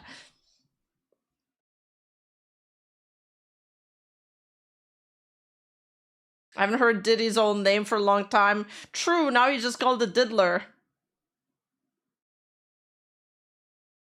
Well, there's like Nunavut and like the other fucking Northern territory that no one goes to. That's why I'm like iffy about the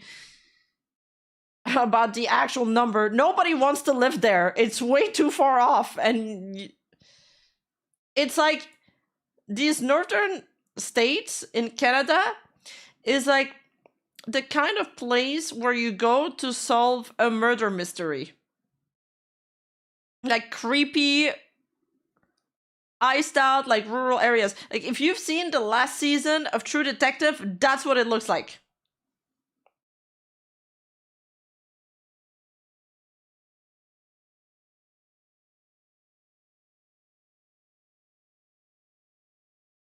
Yeah, Northwest Territories, Yukon, Nunavut. Yeah, and then there's Quebec, Ontario, Vancouver, Saskatchewan, Manitoba, Prince Edward Island, and oh, is like Gaspésie?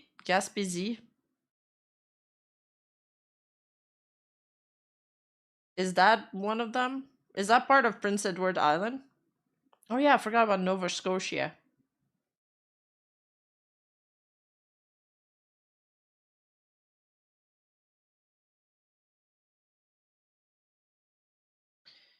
Dude, the names in English are so different. Newfoundland.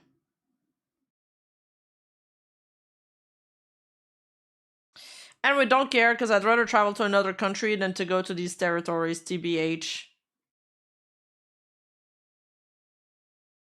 I would like to go to British Columbia though.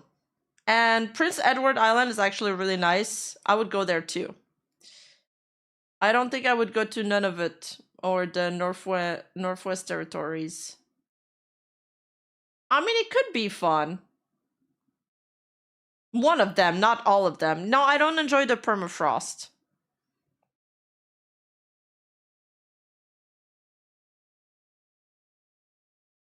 I would go to one of the 2 plainy territories, like either Saskatchewan or Manitoba, but not both of them. Like, that's overkill.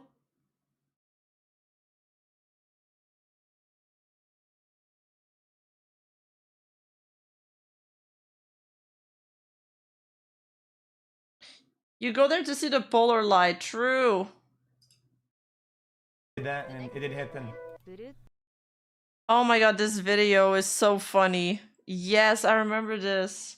That and it did happen.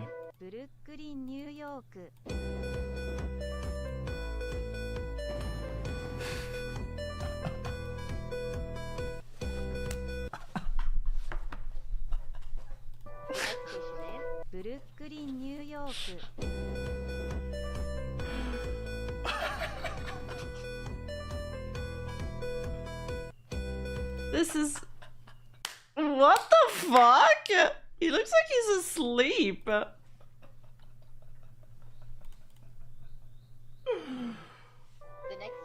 France. Food! What?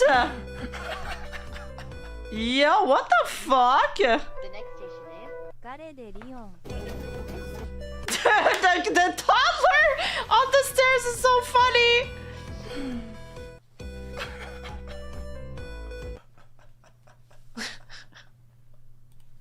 The next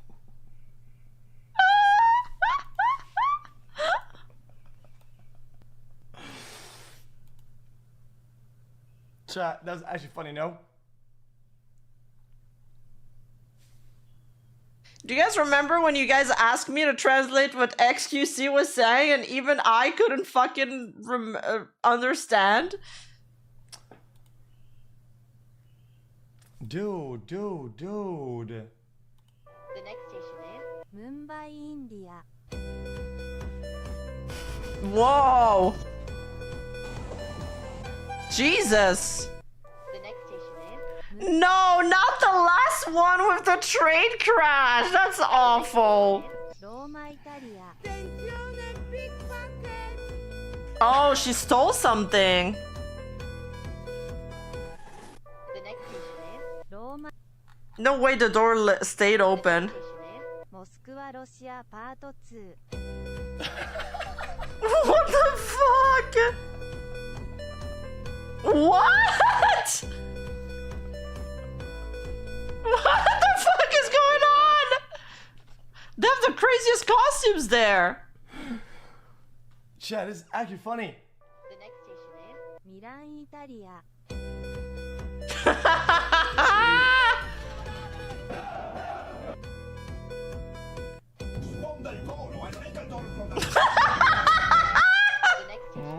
Last one.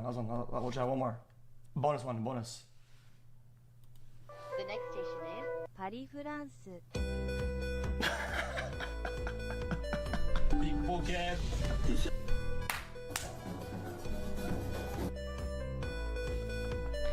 The coffin in the train station?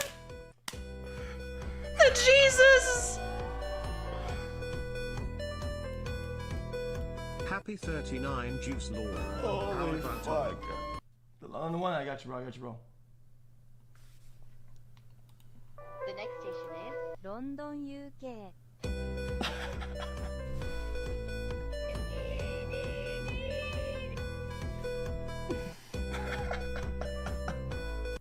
The next station. Like one funny clip in there. Your chat. It's actual last. The next station is Pantaitlan, Mexico. That's in Mexico? Oh my god, the flood. What the fuck? One good clip. Got it. Just as LA after that shit, I'm done. Wait, this channel is so good. Where do you even see that? It doesn't exist. It's at the top right.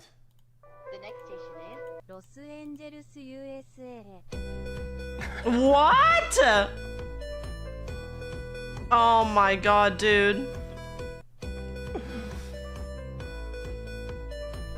Why do they have so much trash? Yeah, that's legit. Seems believable. Crazy.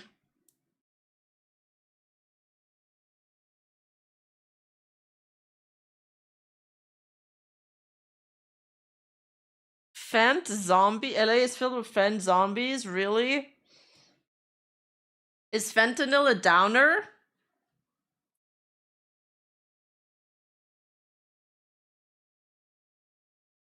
Is that why all these people were sleeping? I thought they were just sleepy because they had a long work day.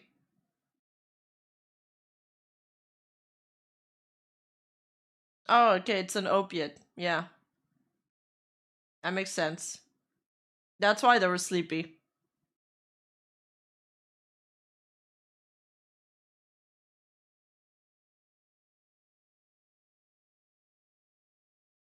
I'm so gay.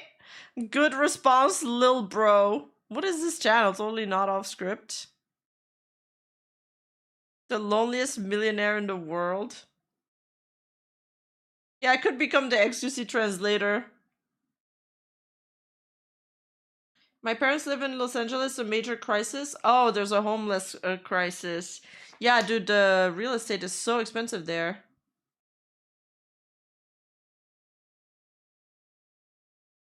Okay.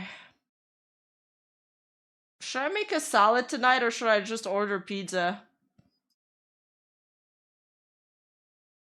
Like, eating a salad when it's cold kind of sucks, though.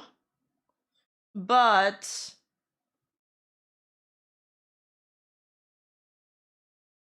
I feel like I'm spending too much on food lately. I need to be like Asman and just eat. Guys, I've been eating Takis for 4 days straight. Like, that's all I've been eating. Nothing else. Just Takis. Yesterday, I ate some beef jerky.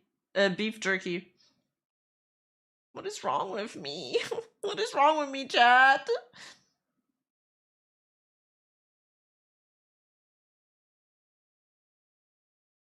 I'm addicted to Takis. I even Uber Eats some yesterday. That's how much I wanted them.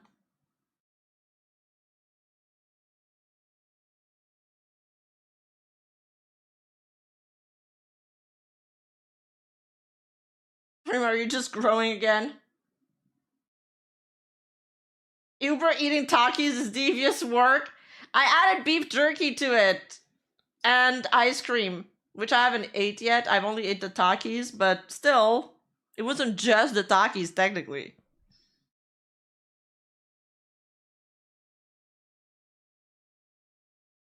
Yep, Asman died. And yet he's so skinny. I think it's just because he eats little portions. Like, he just doesn't eat a lot, because when you stream, and I do it myself too, when you stream for long hours, or when you stream, like, let's say I wouldn't be streaming right now and I'd be watching TV, I'd be like munching, getting myself a bunch of little TV snacks. But when you're streaming and you're yapping, you like forget to eat. 'Cause you're a yapper. And finally, we'll have no more tariffs. Funny thing is, all of Canada will soon join the USA in due time. It's only a matter of time. So then you'll have 50... You'll have almost 60 states.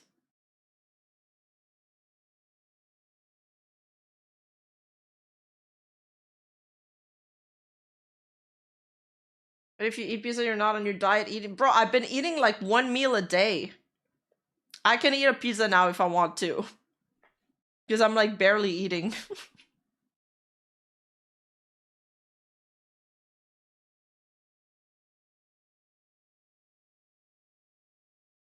What? Asman has no more teeth, making overeating difficult? Probably painful. I know, I wish beef jerky wasn't so expensive.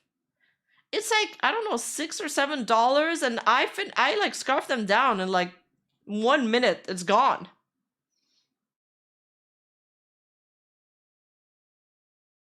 I miss Japan, guys. I would eat some ramen right now.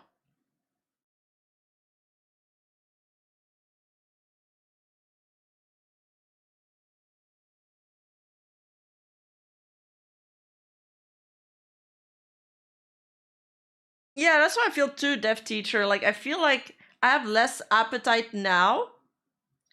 Instead of like eating throughout the day a bunch of meals that I thought were like healthy, now I just eat like 1 meal and I can eat whatever I want. That's why I've been eating chips for 4 days. You can only find ramen in Japan. I think you're being sarcastic here, and I'm picking up on that. No, but it's not as good. I'm telling you, if I Uber eat some ramen right now, it's not gonna be as good. Ooh, you're making ramen. Share with the class. I will eat Takis in your name, Cass. Don't worry, I got another bag left.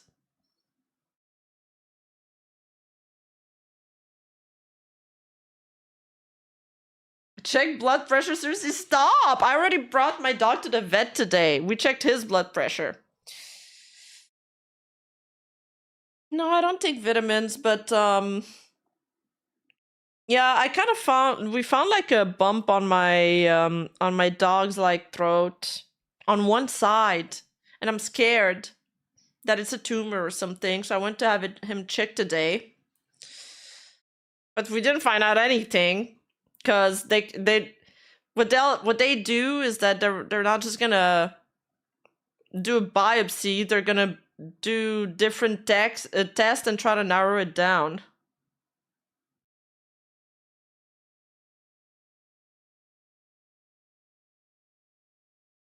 So they're like, oh, maybe it's like a mouth thing. So we're gonna check his mouth first, but my dog doesn't like when people play with his mouth. So they're like, you gotta come back and you gotta pay for another appointment, basically. And I gotta give him like like an anxiety pill for dogs, obviously. So, and then they're like, even with the anxiety pill, if he still doesn't want to be like manhandled and we can't check his mouth, then we're gonna have to sedate him. That's also gonna cost more money. And then we'll check inside his mouth. And if there's no problem there, then they'll do like a cell thing. They'll check the cells and then they'll send it to a lab. And then they're like, but we also got to check his blood work. So they also got to take his blood work. That's another set of tests. And then if all of that come back negative, then there's more tests to be done. I'm like, shit, man. Every visit is like $250-ish, I think. I hope it's not serious, me neither. I know my friend's dog has a big ass tumor on his stomach, and it's benign, so it could be benign too.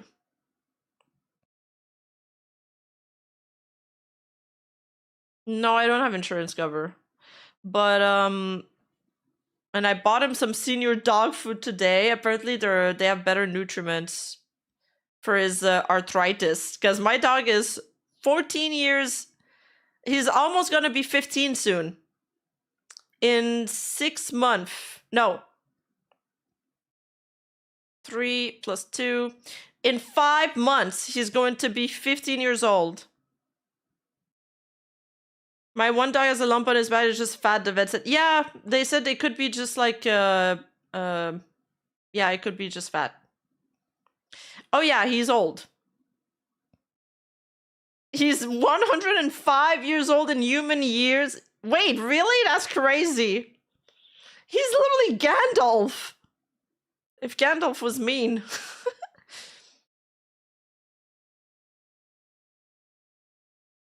Honestly, he's holding up pretty well for how old he is. Like, he was very energetic today.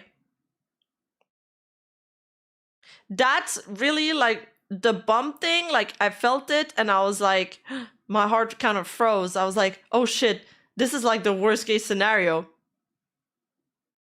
I'm like, it's cancer, you know, like I jumped to the worst case and I was like, oh shit, it's cancer. Yeah, he's an old baby. He's my baby, even though he's an old dog. Anyway, we'll see what happens with that. I'm hoping it's nothing. Really hoping it's nothing, but better be safe than sorry. The thing is, he doesn't really have good genes. He's just really sheltered, I think. Because I got him from a lady that was selling him like on a marketplace. But as soon as I got him and I took him to the vet was like, ooh, he doesn't have good genes. Like his knees always come out of his kneecaps. And she says that that's a problem with a lot of small dogs and it's genetic. And that I should have gotten him from like a better breeder. And I was like, fuck, I didn't fucking know. I bought it from a lady. Not Facebook Marketplace, but something similar. But I mean, he's lived fine. It's just like that he wobbles a little bit when he walks. It's not much, but I hope yours is fine. Get a treat. Oh, thank you. I'll give him a treat with that.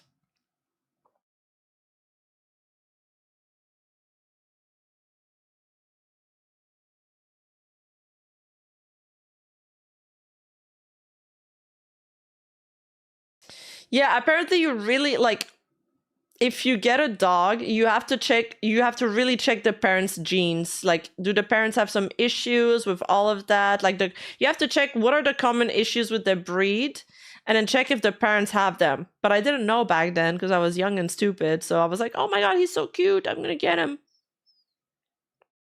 Yeah, exactly. Dog breeders are pretty important. I got both mine from one because the chihuahuas have problems with inbreeding and health defects. Yeah, there you go. Yeah, it's true. Dog breeders are important. No, it doesn't hurt him when he walks, but he can't... I mean, he can sprint short distance, but he can't, like, he's never gonna be... He was never, like, a really good runner. And now... it's just that he can't really keep up anymore because he's really old. So I just like when I take him outside, we barely can go around the block, and then he asks to be picked up, and then I like pick him up and I walk. I like carry him the rest of the way. But before, we used to be able to walk a lot. We would go mountain hiking and all of that. It just got progressively worse with the years, and on top of that, he has arthritis. My dog has been asked to be used in breeding. Me too, when he was really young. But I snipped his balls. Like, his balls are... Oh my god, and the vet said today that maybe his anal glands needed to be emptied. I was like, what the fuck does that even mean? And I didn't even know they had that. I was like, no, not his anal glands. Poor dog. Help!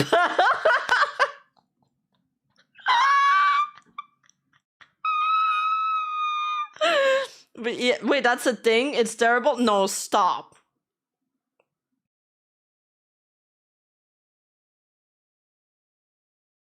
It's like an oil change? Stop!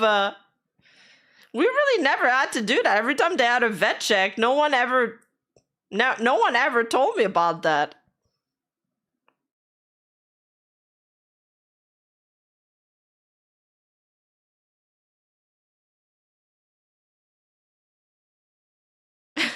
Growing up, we had a full breed lab and German Shepherd Heathens. Those two were. Oh, together they must have been quite dynamic.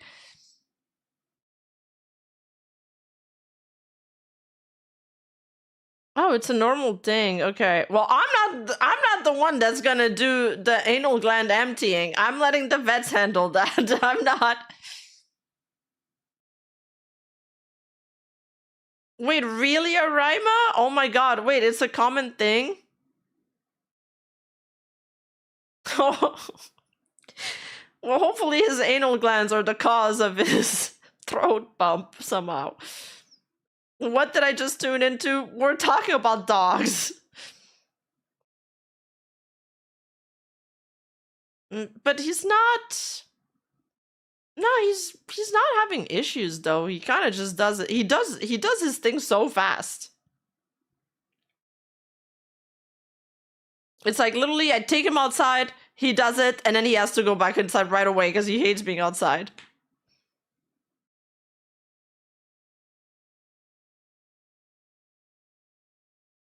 Want to volunteer at an animal shelter? What do you mean I'll have to do that? There's no way they make the volunteers do that. It's for sure like a doctor or vet, or at least a technician that does it.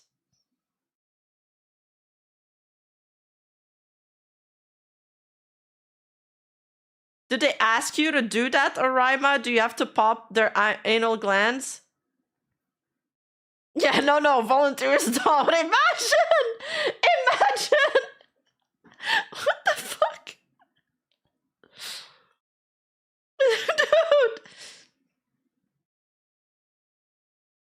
Dude! No, stop! Stop, there's no way. A comedian talking about Victor would have to jerk off his dog. She tried to tell him how he could do it himself. He was like, no thanks, the dog or no, that's awful. I'm not qualified for that literal shit. That's so funny. That was so funny. Oh my god, I'm learning so many new things today. True. My dog hates being outside in the cold. Oh my god. Okay. Well, nice little anal gland chat. I'm gonna go order my pizza or make a salad. I haven't decided yet. That was fun. That was fun.